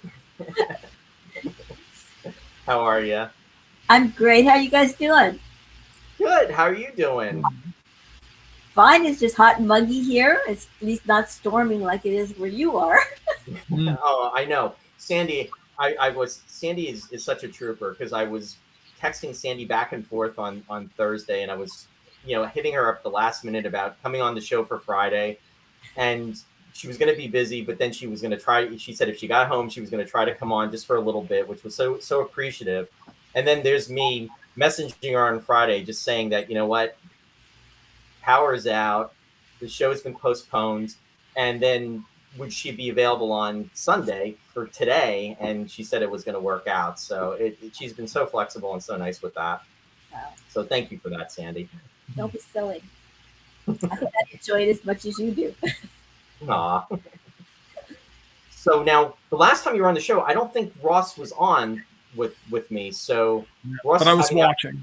I was watching. Uh-oh. So Ross is in the hot seat. So Ross, you get to ask the first question to Sandy. Oh, do I? Yeah. Well, you don't look much like a Talosian. I must say that. At the time, though, you did. At the time, you did. So, so how did you get involved with that? I mean, you were in at the very infancy. Star Trek was nothing at the point that you walked on the set. So, what was that like? Basically, what happened was I was doing Lost in Space and doubling Bill Mumy and standing in for him. and it was really the only kind of spacey show on television at the time, and we did a lot of characters on the show where I had to put makeup on and be a alien child or a big fat fly, or so I was wearing all this makeup that some people are allergic to, and never bothered me. So they were looking for someone to be a Talosian, and they called Paul Stater, who was our stunt coordinator, and said, yeah, who do you have that can wear this stuff and won't freak out? We got to do a plaster cast of her face and everything. And he said, oh, we'll keep you Sandy for a while. We don't need her this week. So that's how I got to be a Talosian. Were you surprised that just what this became? I mean, was it just another gig, and then suddenly Star Trek, is now immortal and everybody's watching? Yeah, it definitely was. I didn't mean to interrupt. It was going to be a week's work, and whoever thought that what it's turned into. I mean, and I never thought about it either, because you went to work, you did your job, and then I went back to Lost in Space, and then I guess it was a year later when Lucille Ball decided she was going to pay for the show and have it redone as the Man Trap. Well, actually, I think they did a couple episodes, and then they aired the Man Trap first. And so I got called back to do the Man Trap, to be the salt-sucking monster. And, and then I just went on with my career and never thought much about it. The same as you just do. And, I do stunts for a living, and I direct second units, which are the action units. And for the 50th anniversary in Las Vegas, Richard Arnold, who was Gene Roddenberry's assistant, emailed me and said, I have some baseball cards I want you to sign, and I'll pay you for them. And I thought, who is this person? I had no clue. And so I called my agent and I said, will you do me a favor? Will you talk to him? Because I don't know if this is legit or not. Because I didn't know I had no idea about conventions and all this. Never paid attention.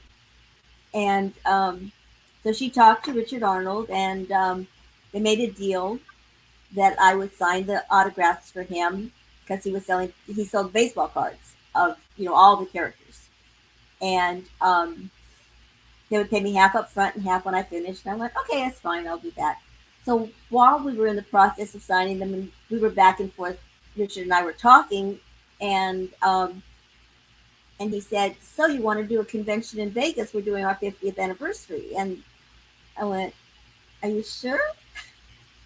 I mean, who's going to go? And he went, oh, you have no idea. Which I didn't. And that was my first introduction to what Star Trek had really become.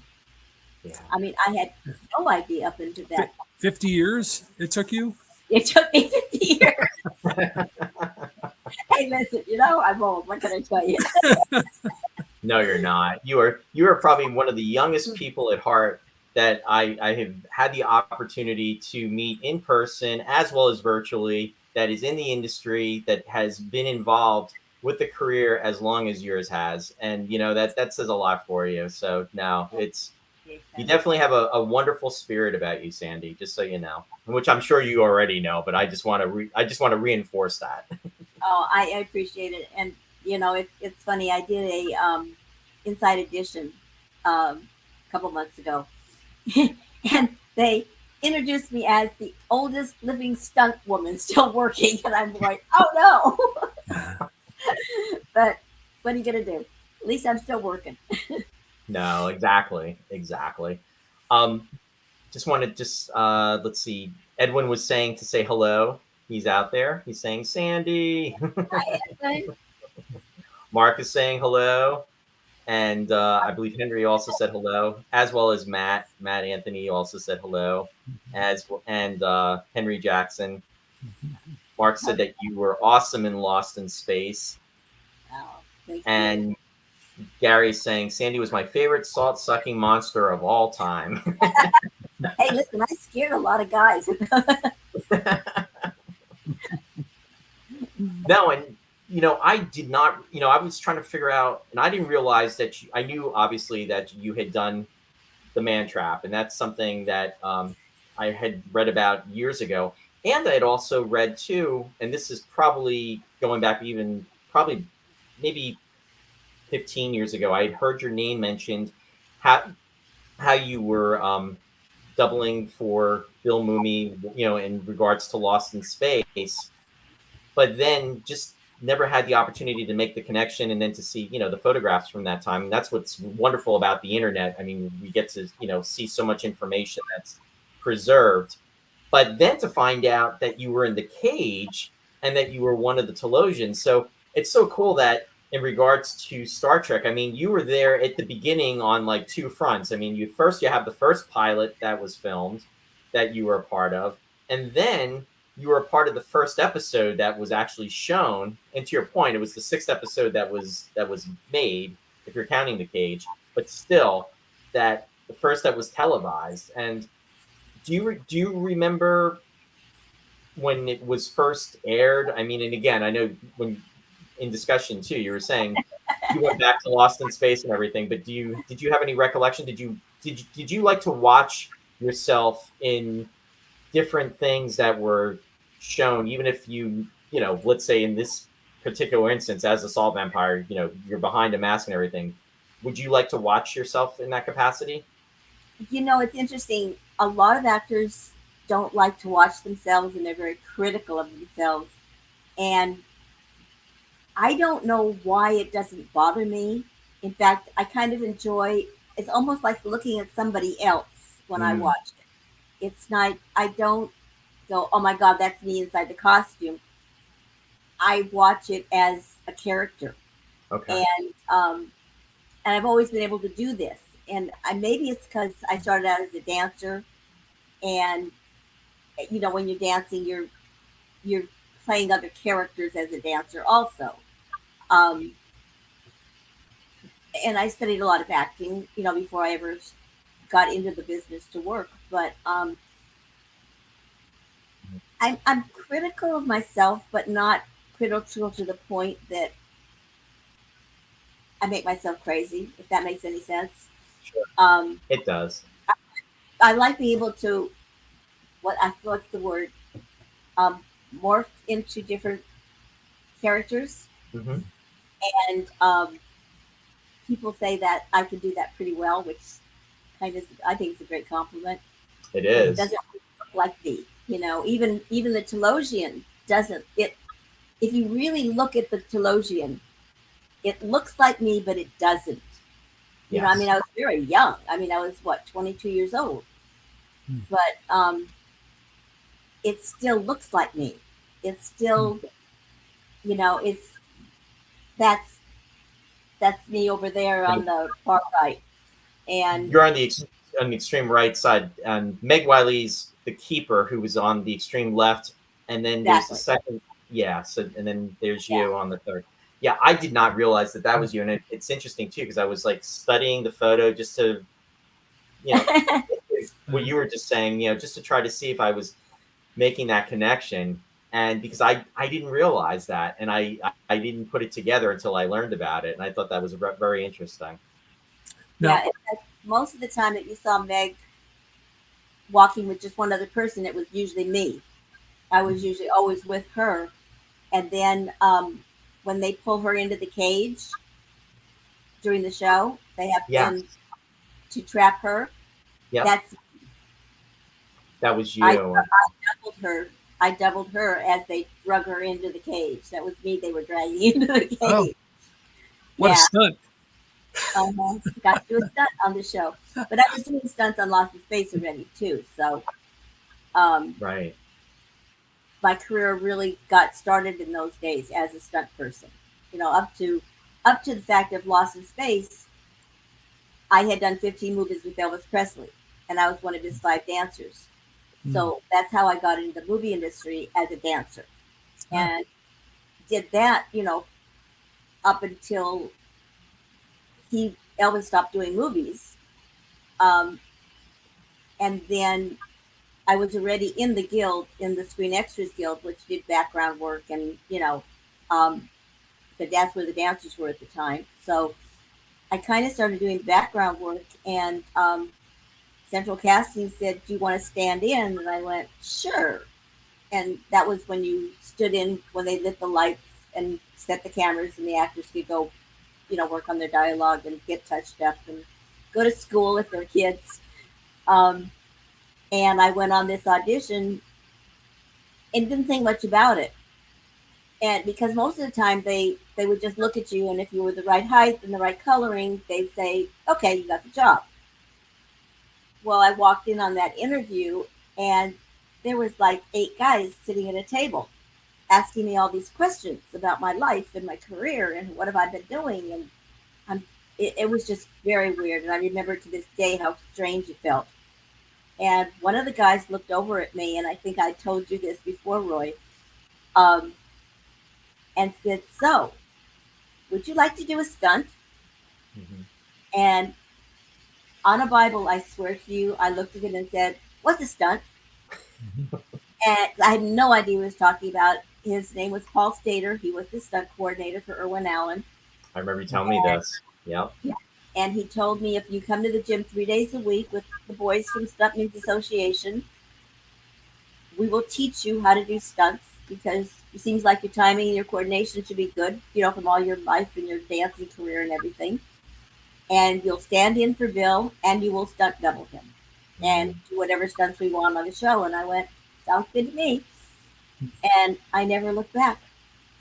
Just, thank the Lord. It's been an incredible. Isn't that amazing from a person who... Yeah. How amazing, though, for a person who did not know what's that, and then to think about what your life has been, your career has been, and everything that you have been involved in. I mean, that in itself is truly amazing. I've been very... I have to admit, when I watch Lost in Space and I see some because I am a huge Lost in Space fan, and when I go back and I kind of get into my Lost in Space mode and I'm going back and I'm watching those episodes, I'll look and I'll see, okay, that doesn't look like Bill Mumy, and I'm thinking, I think that's Sandy. But you have to kind of look close, because most people never notice it. No, a lot of times he had to go to school. Well, a lot of times when it wasn't even a stunt, he just had to go to school or something. So they would have me walking away from camera, or they'd shoot over my back to do the dialogue of the other actors, so that he could finish his schoolwork. And like any 11-year-old boy, he wanted to do his own stunts. Right. And Fox Studio loved the idea that there was a girl doubling him, because they did all this publicity on us. But it didn't make him real happy. And Jonathan Harris walked up to him one day that I was supposed to do something, and he was arguing with him that he wanted to do it. And Jonathan looked at him and said, "She doesn't get paid unless she gets to do it." And he went, "Really?" And he went, "Really?" And he went, "Oh, okay, let her do it." Which I could have gotten paid anyway, but then yeah. And actually, Bill tells a story, which is really funny. Well, it's funny. There's one episode in particular that I think that it's because it's like a long shot, and it's with Bill, or the character Will Robinson, with the robot, but it doesn't look like him. But again, it's a distance, and then they did the looping over, and I would say 99% convinced it's probably you. It's from the Antimatter Man. I'm sorry to interrupt. There was also an episode where they had a duplicate family. Yes. And we were all in the same shot together. Mm-hmm. So I was in the duplicate family that he was, so I played Will Robinson as Will Robinson, and he played Will Robinson as Will Robinson in the same shot, which is kind of cool. That is cool. I just want to let you know too, Sandy, some other folks are saying hi. Martin is saying hello, as well as Randy. And also Leslie. And Brennan commented, he said, "A few years ago, I was introducing Star Trek to a female friend of mine. She picked up on the Talosians were actually actresses. I never noticed that before." And Henry said, I so wanted Sandy to come to Ticonderoga. She has such great energy. Oh, I wanting to go there so bad. I can't even tell you. And one year, several years ago, we had talked about it, and it just never came to happen. And I don't know. It just doesn't seem to happen, but I hope I get invited there because I would love to go.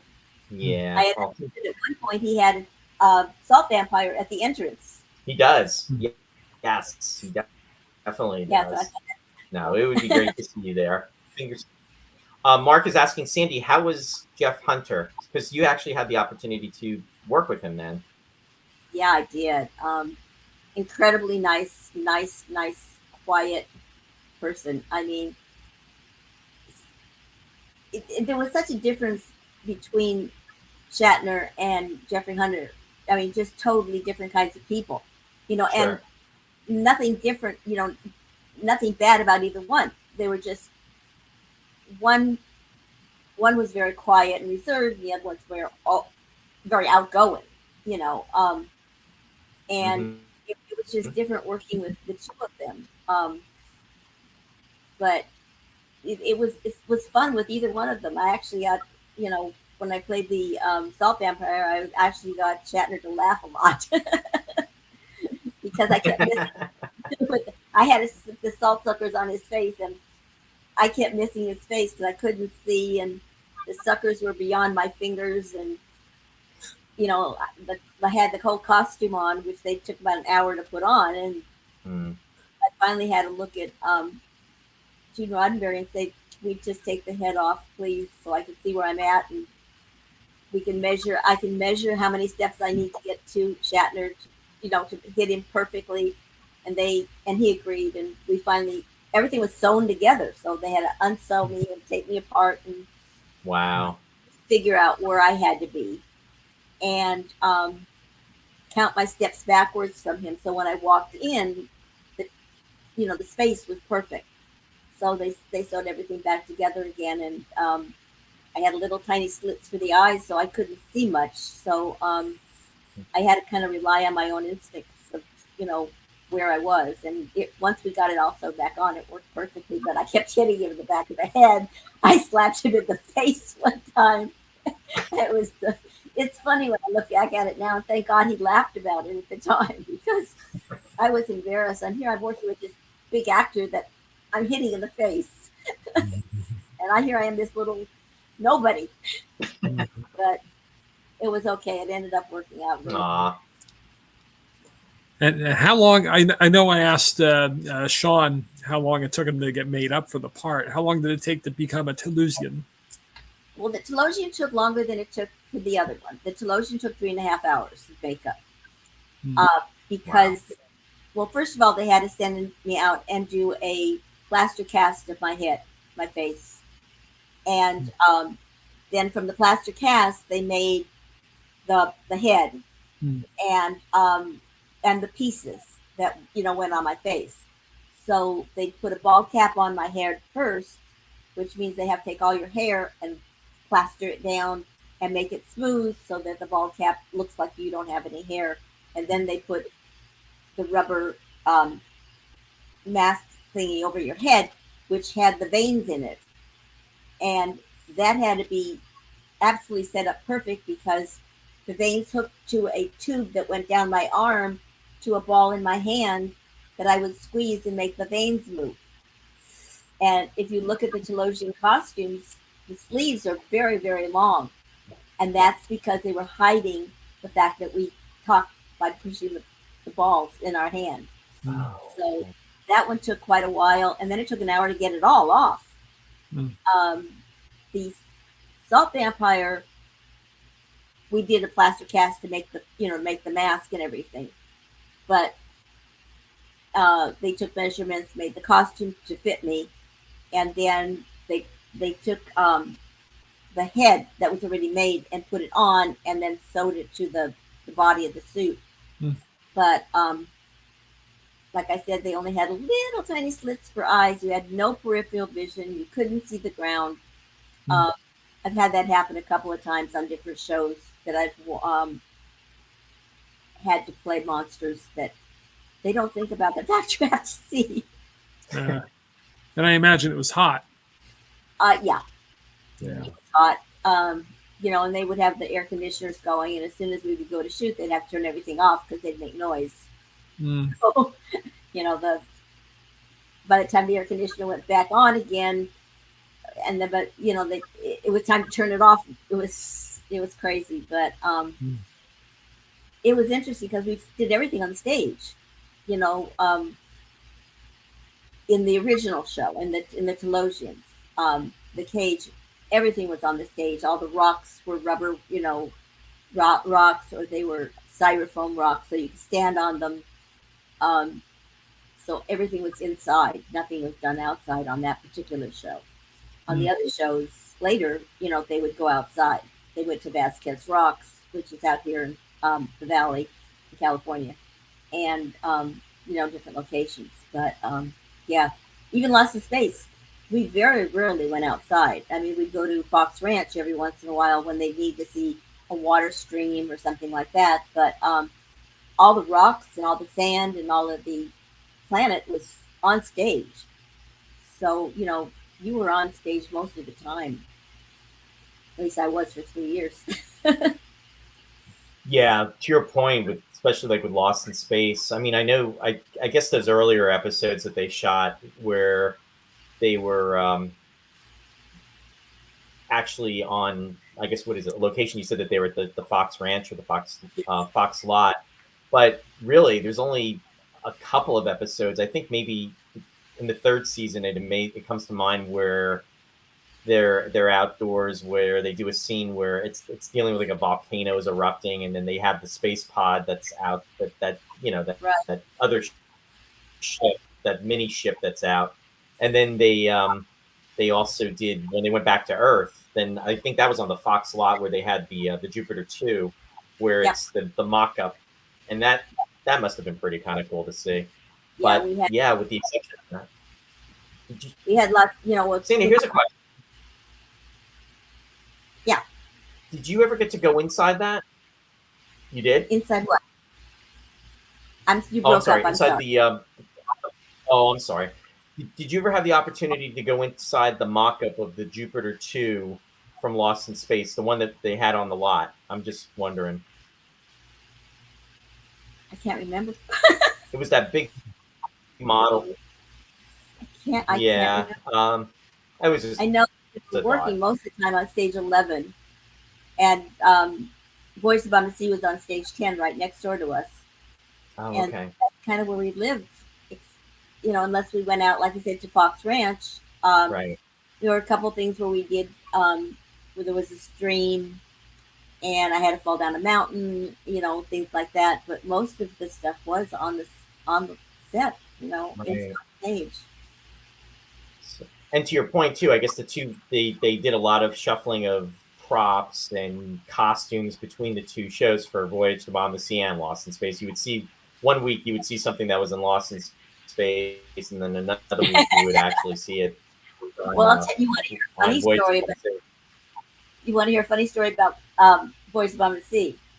Absolutely. The stunt coordinator on that show was Ron Stein, and a lot of times the stunt coordinators would work, you know, in the show. So in that show, particularly, they were always fighting off people. They were, you know, shooting each other and from different, you know, stuff. So they did one shot where Ron was playing the good guy, you know, with a bunch of other good guys, and they were shooting all the bad guys.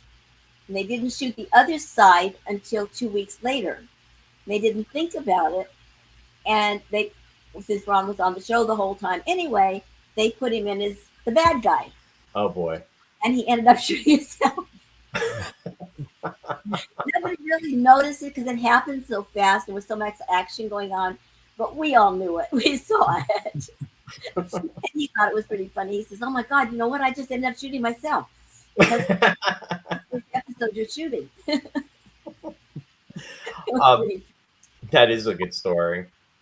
Linda commented, she said, "Whoops, I'm putting it up on, here we go." She said, You know you're a fan when last week I wanted to call a friend a sugar monster, but salt monster came out instead.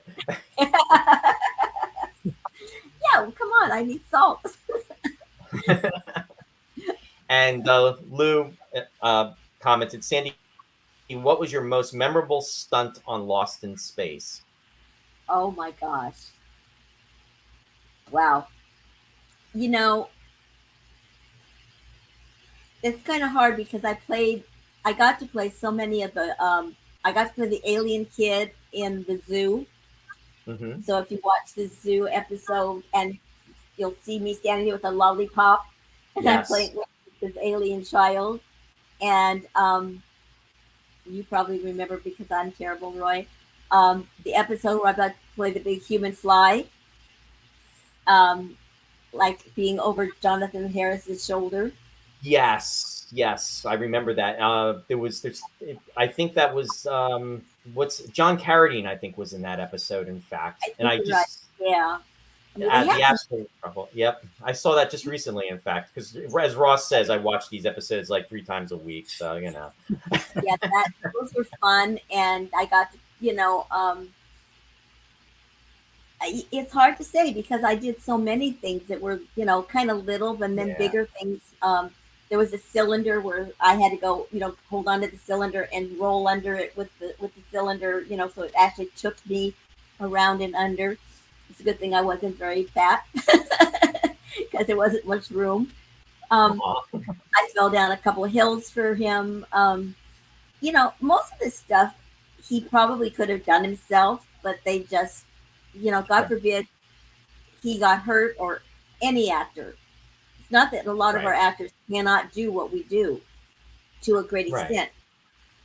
There's 2 problems. One, they can't get hurt, because if they do, you don't have a show left. And the second thing is, how many times can they do it? You never, ever do it once. You always do it more than once. And yes, you can do it once. Can you do it again and again? Oh, can we do it one more time? Oh, wait a second. Can we just do it one more time? I've heard that so many times in my life, I can't even tell you. That makes a big difference, and then you're also taking the chances of getting hurt, get closer and closer. Your odds are less and less of being okay every time you do something. But it's part of the game. No, definitely. Edwin said to let you know that Rachel says hi. Hi, Rachel. Erwin's wife. I know. And Edwin said, I love Sandy is the fembot oh my gosh. In the $6 Million Man and the Bionic Woman. Yep.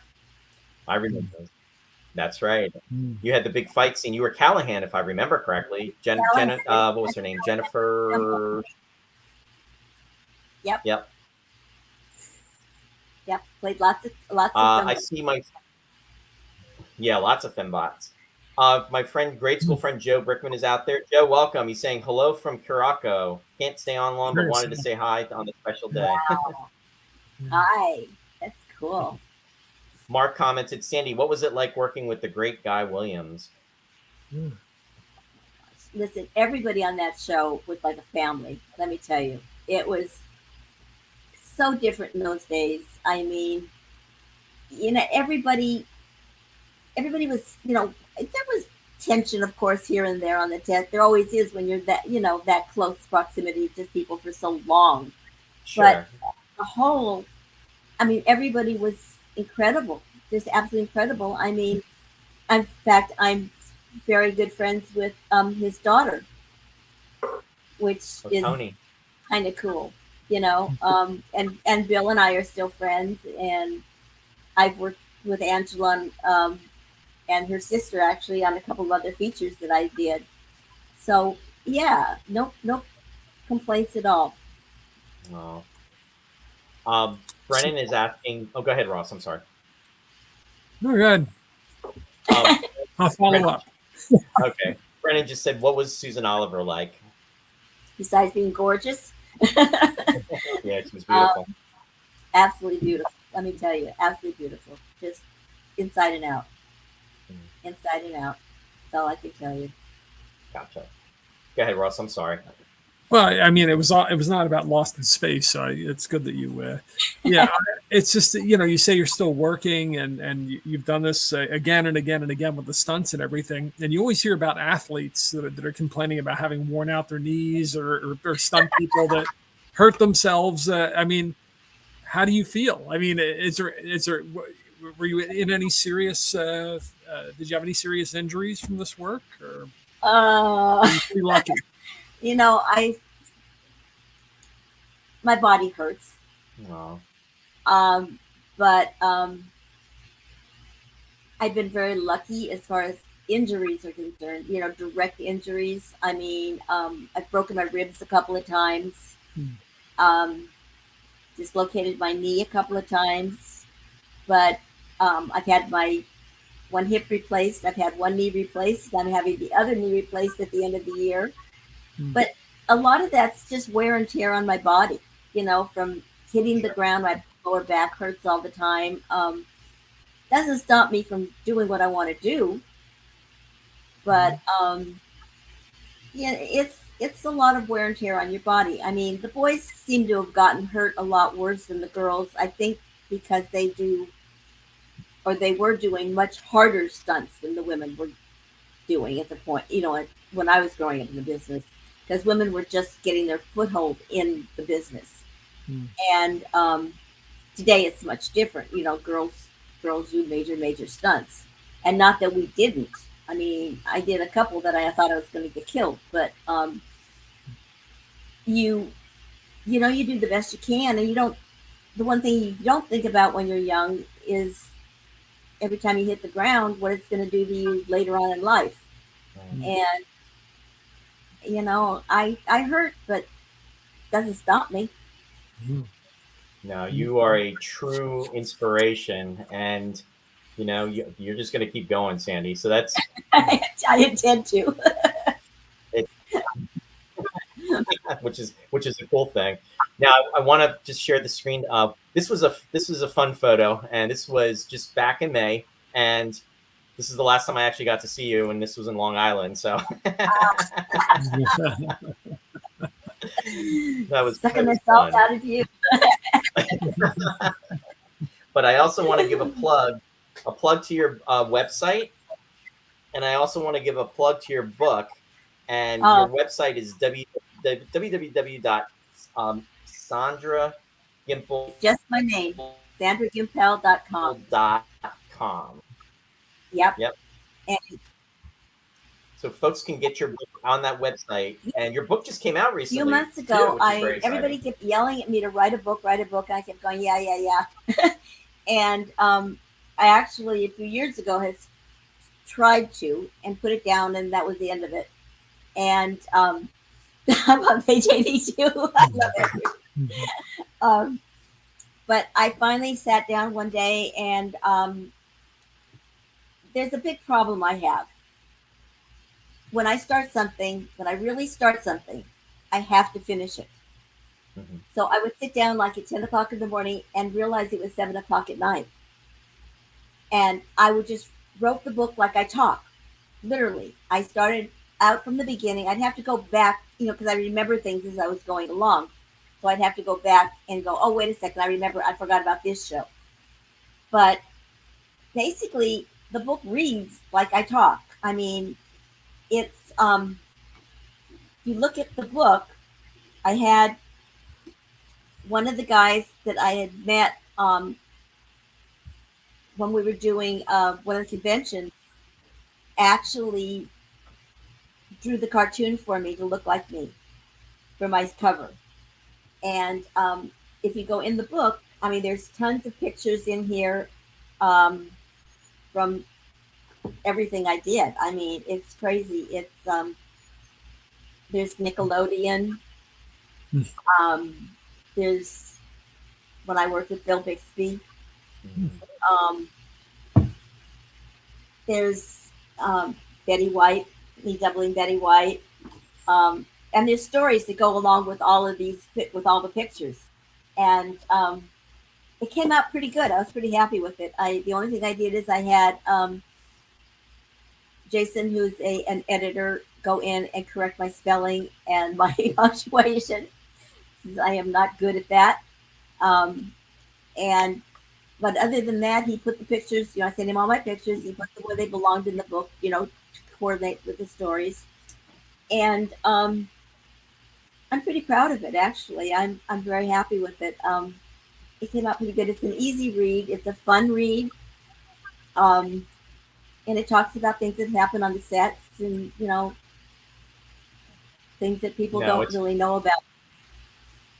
It's very comprehensive, and Edwin was busting my chops. So I have to get your book. It's on my wish list for Christmas. So I'm definitely going to get it. And I highly recommend the folks out there do get it because it has so much information. I wish I had picked it up when I was there in May. But the fact that you have everything that's so well documented, and like you said, there's a lot of photographs to go with it. I mean, yeah, that's your career right there, which is just amazing. It's my life. Yeah. It's my life. It starts out with me giving my mom gray hairs. And literally, I think I did. I think I'm the one that gave it to her, not my sister. Edwin said, thank you, Sandy. That was an awesome surprise being on page 82. Thank you. Warren is out there. Hey, Warren. And he said, Ms. Gimple, and true honor to meet you. You are simply angelic on all levels. Oh, thank you. Thank you. I appreciate it. I'm like I said to you before, Roy, I enjoy this as much as you do. And hopefully, the people listening do too. I mean, I enjoy telling the stories and remembering the things that happened. And thank the Lord I'm still able to work and, hit the ground. A lot of people a lot of stunt coordinators will call me and go, can you still hit the ground? I go, yeah, just going to have to help me get up. That's all. But kiddingly, yeah. Nah, it's pretty awesome. Now, do you have anything lined up coming up shortly that you're going to be in that you could share with us, or anything you'd like to? We have a big problem. We're on strike. Oh, you know what? Just give me a stunt slap for that, because I know that. No, it's not what you're saying. Is the fact is that there's nothing coming up because of the fact that there's nothing. A few of the companies have signed interim contracts, which means they will agree to anything once this thing is settled, and they can go ahead and shoot. But other than that, I'm going to do. When is it? September 30th and October 1st. I'm doing HorrorCon here in LA at the LA Convention Center that day, and then next year, which I think is so cool. I can't wait to do it. I am doing the Elvis Presley cruise. Oh. In October. Very nice. For it's a 2-week cruise, and I get to go talk about my dancing with Elvis Presley and being friends with him and all of that stuff. So that's I love that. I had so much fun. Those were great days. No, the fans will love that, and I mean, just to reminisce about that'll be amazing. Henry's commenting. He's saying, ordering the book at this very moment. Can't wait to read it, Sandy. Just go to my website, and if you want it autographed, it'll tell you, to buy it autographed, and you just have to click on the picture, and it'll go right to where you want it to go. And if you just want to buy the book, you can go to Amazon and just buy it off Amazon. Which is, if you're out of the country, I have found that's much easier because Amazon apparently has some kind of deal that they can mail books all over the world, and it doesn't cost a fortune. Wow. Amazon is everywhere. Yeah. But when I go to send it off of my website, I have to find a price, to send it out, and it's expensive. Yeah. I mean, I just mailed one to England, and I kept telling her that, you have to have an autograph. And she went, no, I have to. And I said, it's going to cost $28. And she said, I don't care. But that hurt me. I love the fact that she wanted it autographed, but, for me to just mail it out outside the United States, it's crazy. To mail it inside the United States, I think it's $7.99. Right. You know, with the sign and everything. So it makes no sense, but that's the way that end of the business works. Oh, I know. Shipping is insane. It really is on so many levels. Whatchamacallit? Mark said you have to get up to Ticonderoga. Yeah, we all agree about that. Well, Edward, maybe you can help. Yeah, he said he's working on it as we speak, and he smiled. So Yes, definitely. Elvis is the king. Leslie said, "Hey, Sandy, I have a hard time getting up, and I'm no stunt woman." Hey, listen, I work out 3 to 5 days a week, and let me tell you, some days like this morning, I was going to get up and go work out at the gym, and I went, I'm just going to stay in bed. So, but most of the time, I get up and go to the gym every day. It's 3 to 5 days a week, and that's what keeps me going. It has to. Otherwise, you start getting creaky. Well, it's more inspiration for me, because that's something I definitely need to do. I've been walking more, but I need to start exercising more. Well, walking's good. Yeah. Sandy, I want to say thank you so much. Thank you for sharing all of your memories with us. Especially the Star Trek memories, but also in regards to your career. Again, it was wonderful having you on the show, and it's wonderful having you back. And I would love to have you back again too. It's just you're such a pleasure.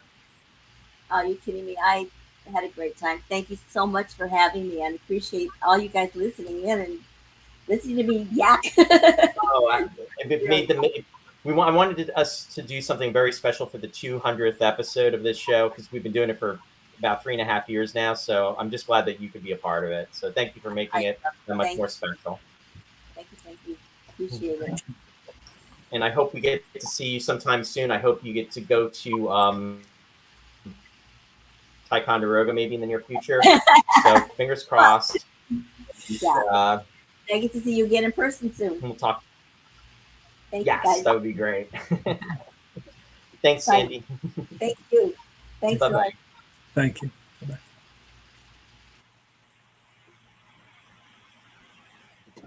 She's so nice. Everybody is really nice. So, but yeah, wow, lot of history there, Ross, huh?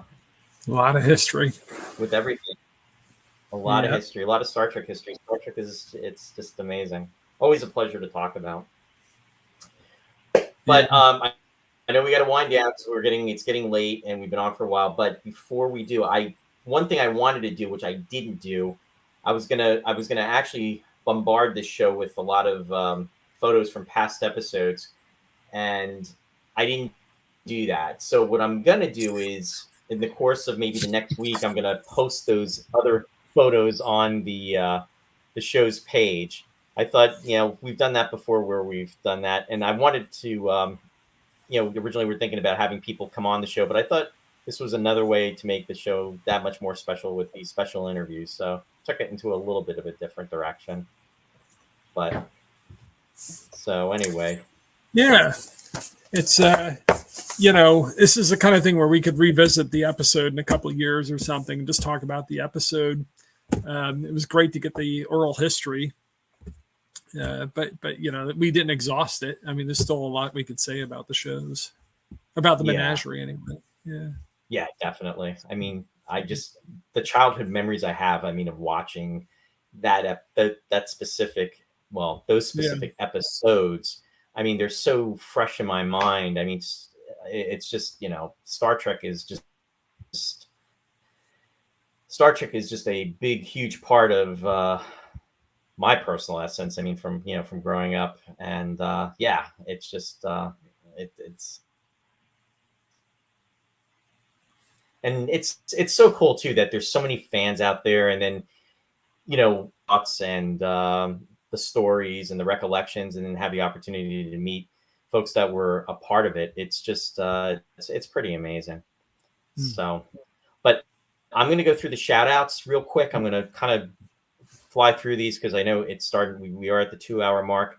But folks, if you have any last minute comments you want to post, please do thank you so much for all the positive comments that have been coming through. They're very much appreciated. I'm glad you're able to be a part of the show tonight and to make it that much more special.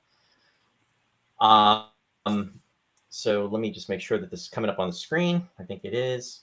So I just want to give a shout out to our friends Mike and Mary Beth from Sci-Fi Distilled. And we should do one of those. Bad movies we love to watch. Yeah, I know. I mean, that's a fun topic. So they will be on Wednesday, September 13th at 7 p.m. Eastern Daylight Time. And yeah, Guilty Pleasures, the bad movies we love to watch. And basically, every one of my recommendations that Roy shoots down. Yeah. What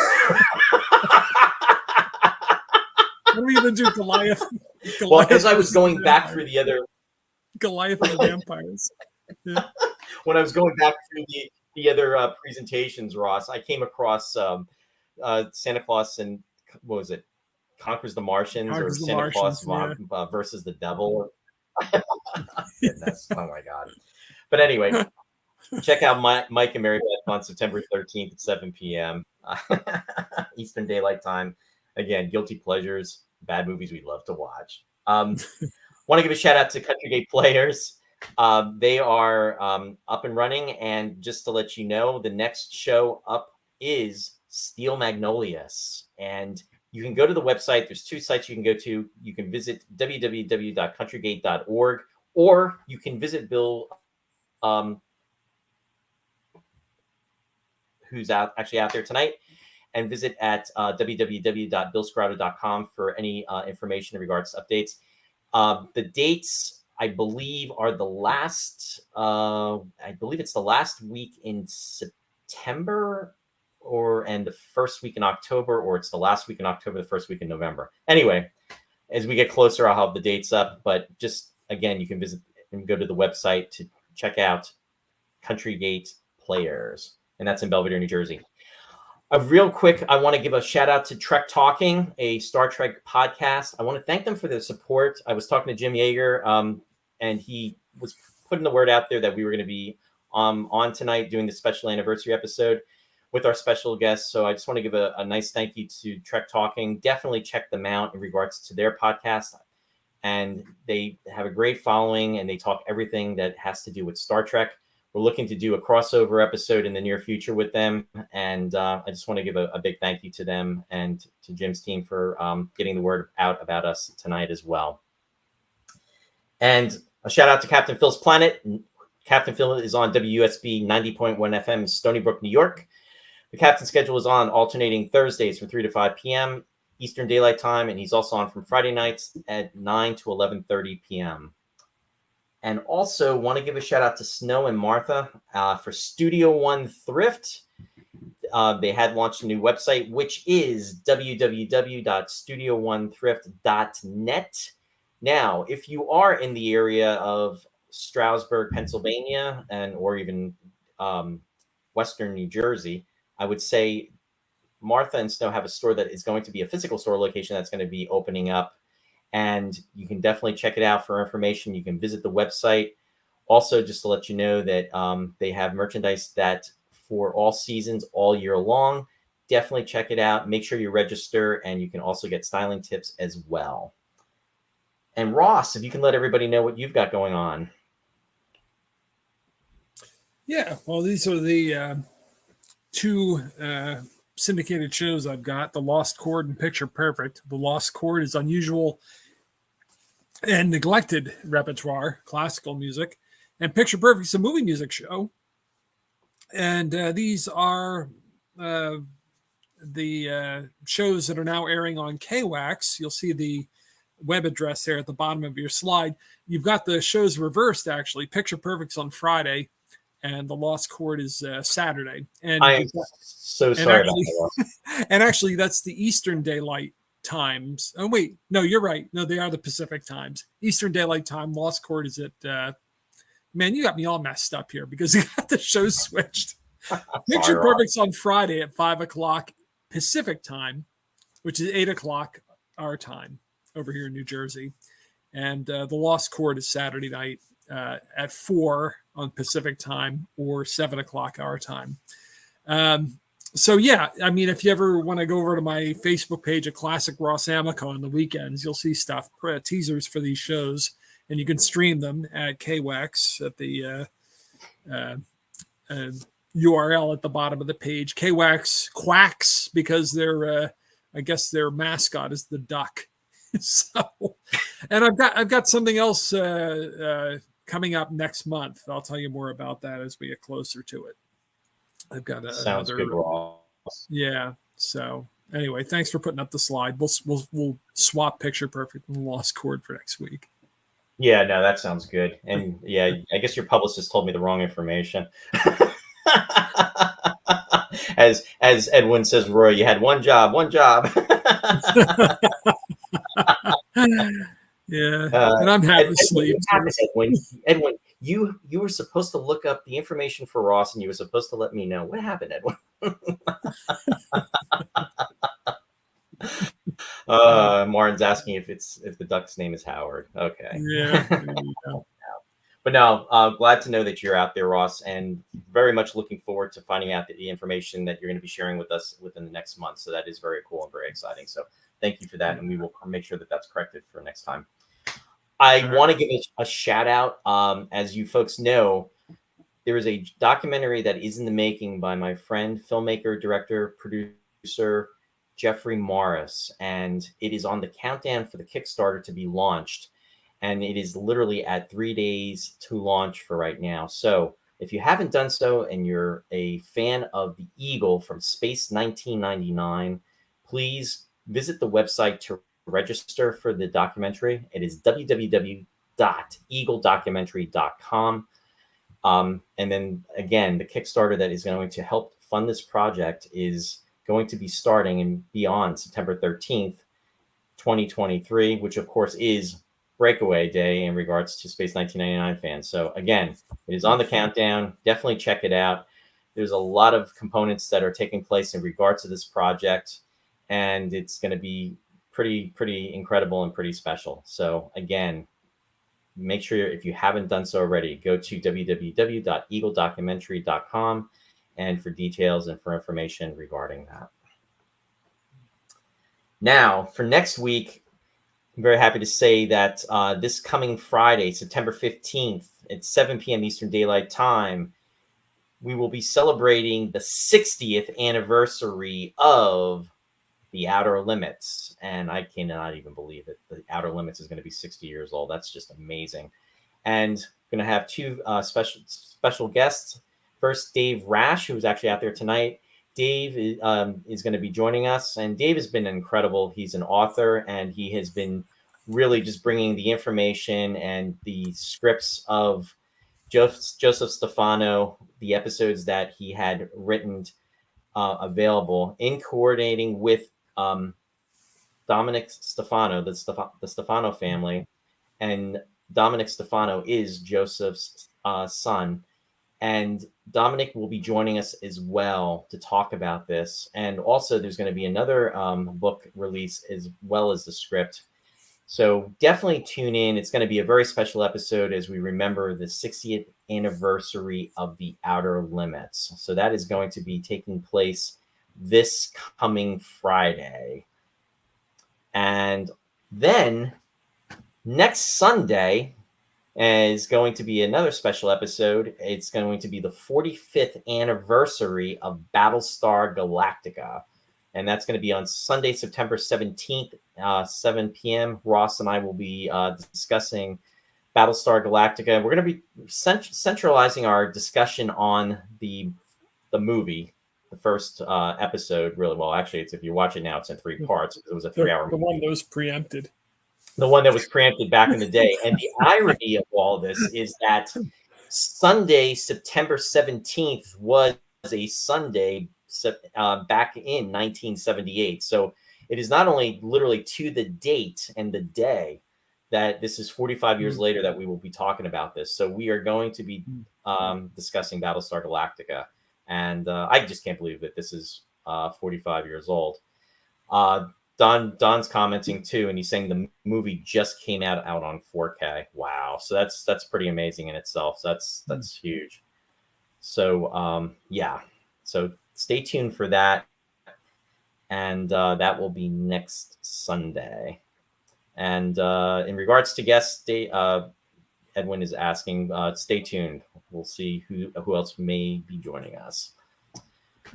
But yeah, so really, what a great night, Ross. Great, and I'm shell shocked that we've done. The show has hit 200 episodes, and I'm confident to say 200 because we were doing some 199 A's and B's and C's. It's true. We don't know how many shows that we did actually, but it's around 200. Yeah, no, I think it's there, and it's in a 3.5 year time frame. I'm sorry. It's in a 3.5, almost a 3.5 year time frame because the show premiered on April 3rd of 2020. Yeah. So it's we were hitting it pretty hard at first too. We were doing 2 a week sometimes. Yeah. Especially in October, we have to start planning Halloween. Yeah, exactly. So yeah, lots of stuff coming up that's going to be cool. So anyway, just going to go back through the comments. I see a lot of nice positive comments. Thanks everybody, much appreciated. Glad you enjoyed it, and buy your command. So yeah. Anyway, wishing everybody a wonderful week ahead, and hope you stay safe. And as we like to say, and it's only that much more appropriate. Oh, and before I sign off, remember, Breakaway Day is coming up, and it is going to be on Wednesday if you're a Space 1999 fan, September 13th. So that's also happening as well too. So until next time, live long and prosper. And I'll give you the last word, Ross. The end. Good night, everybody. Good night.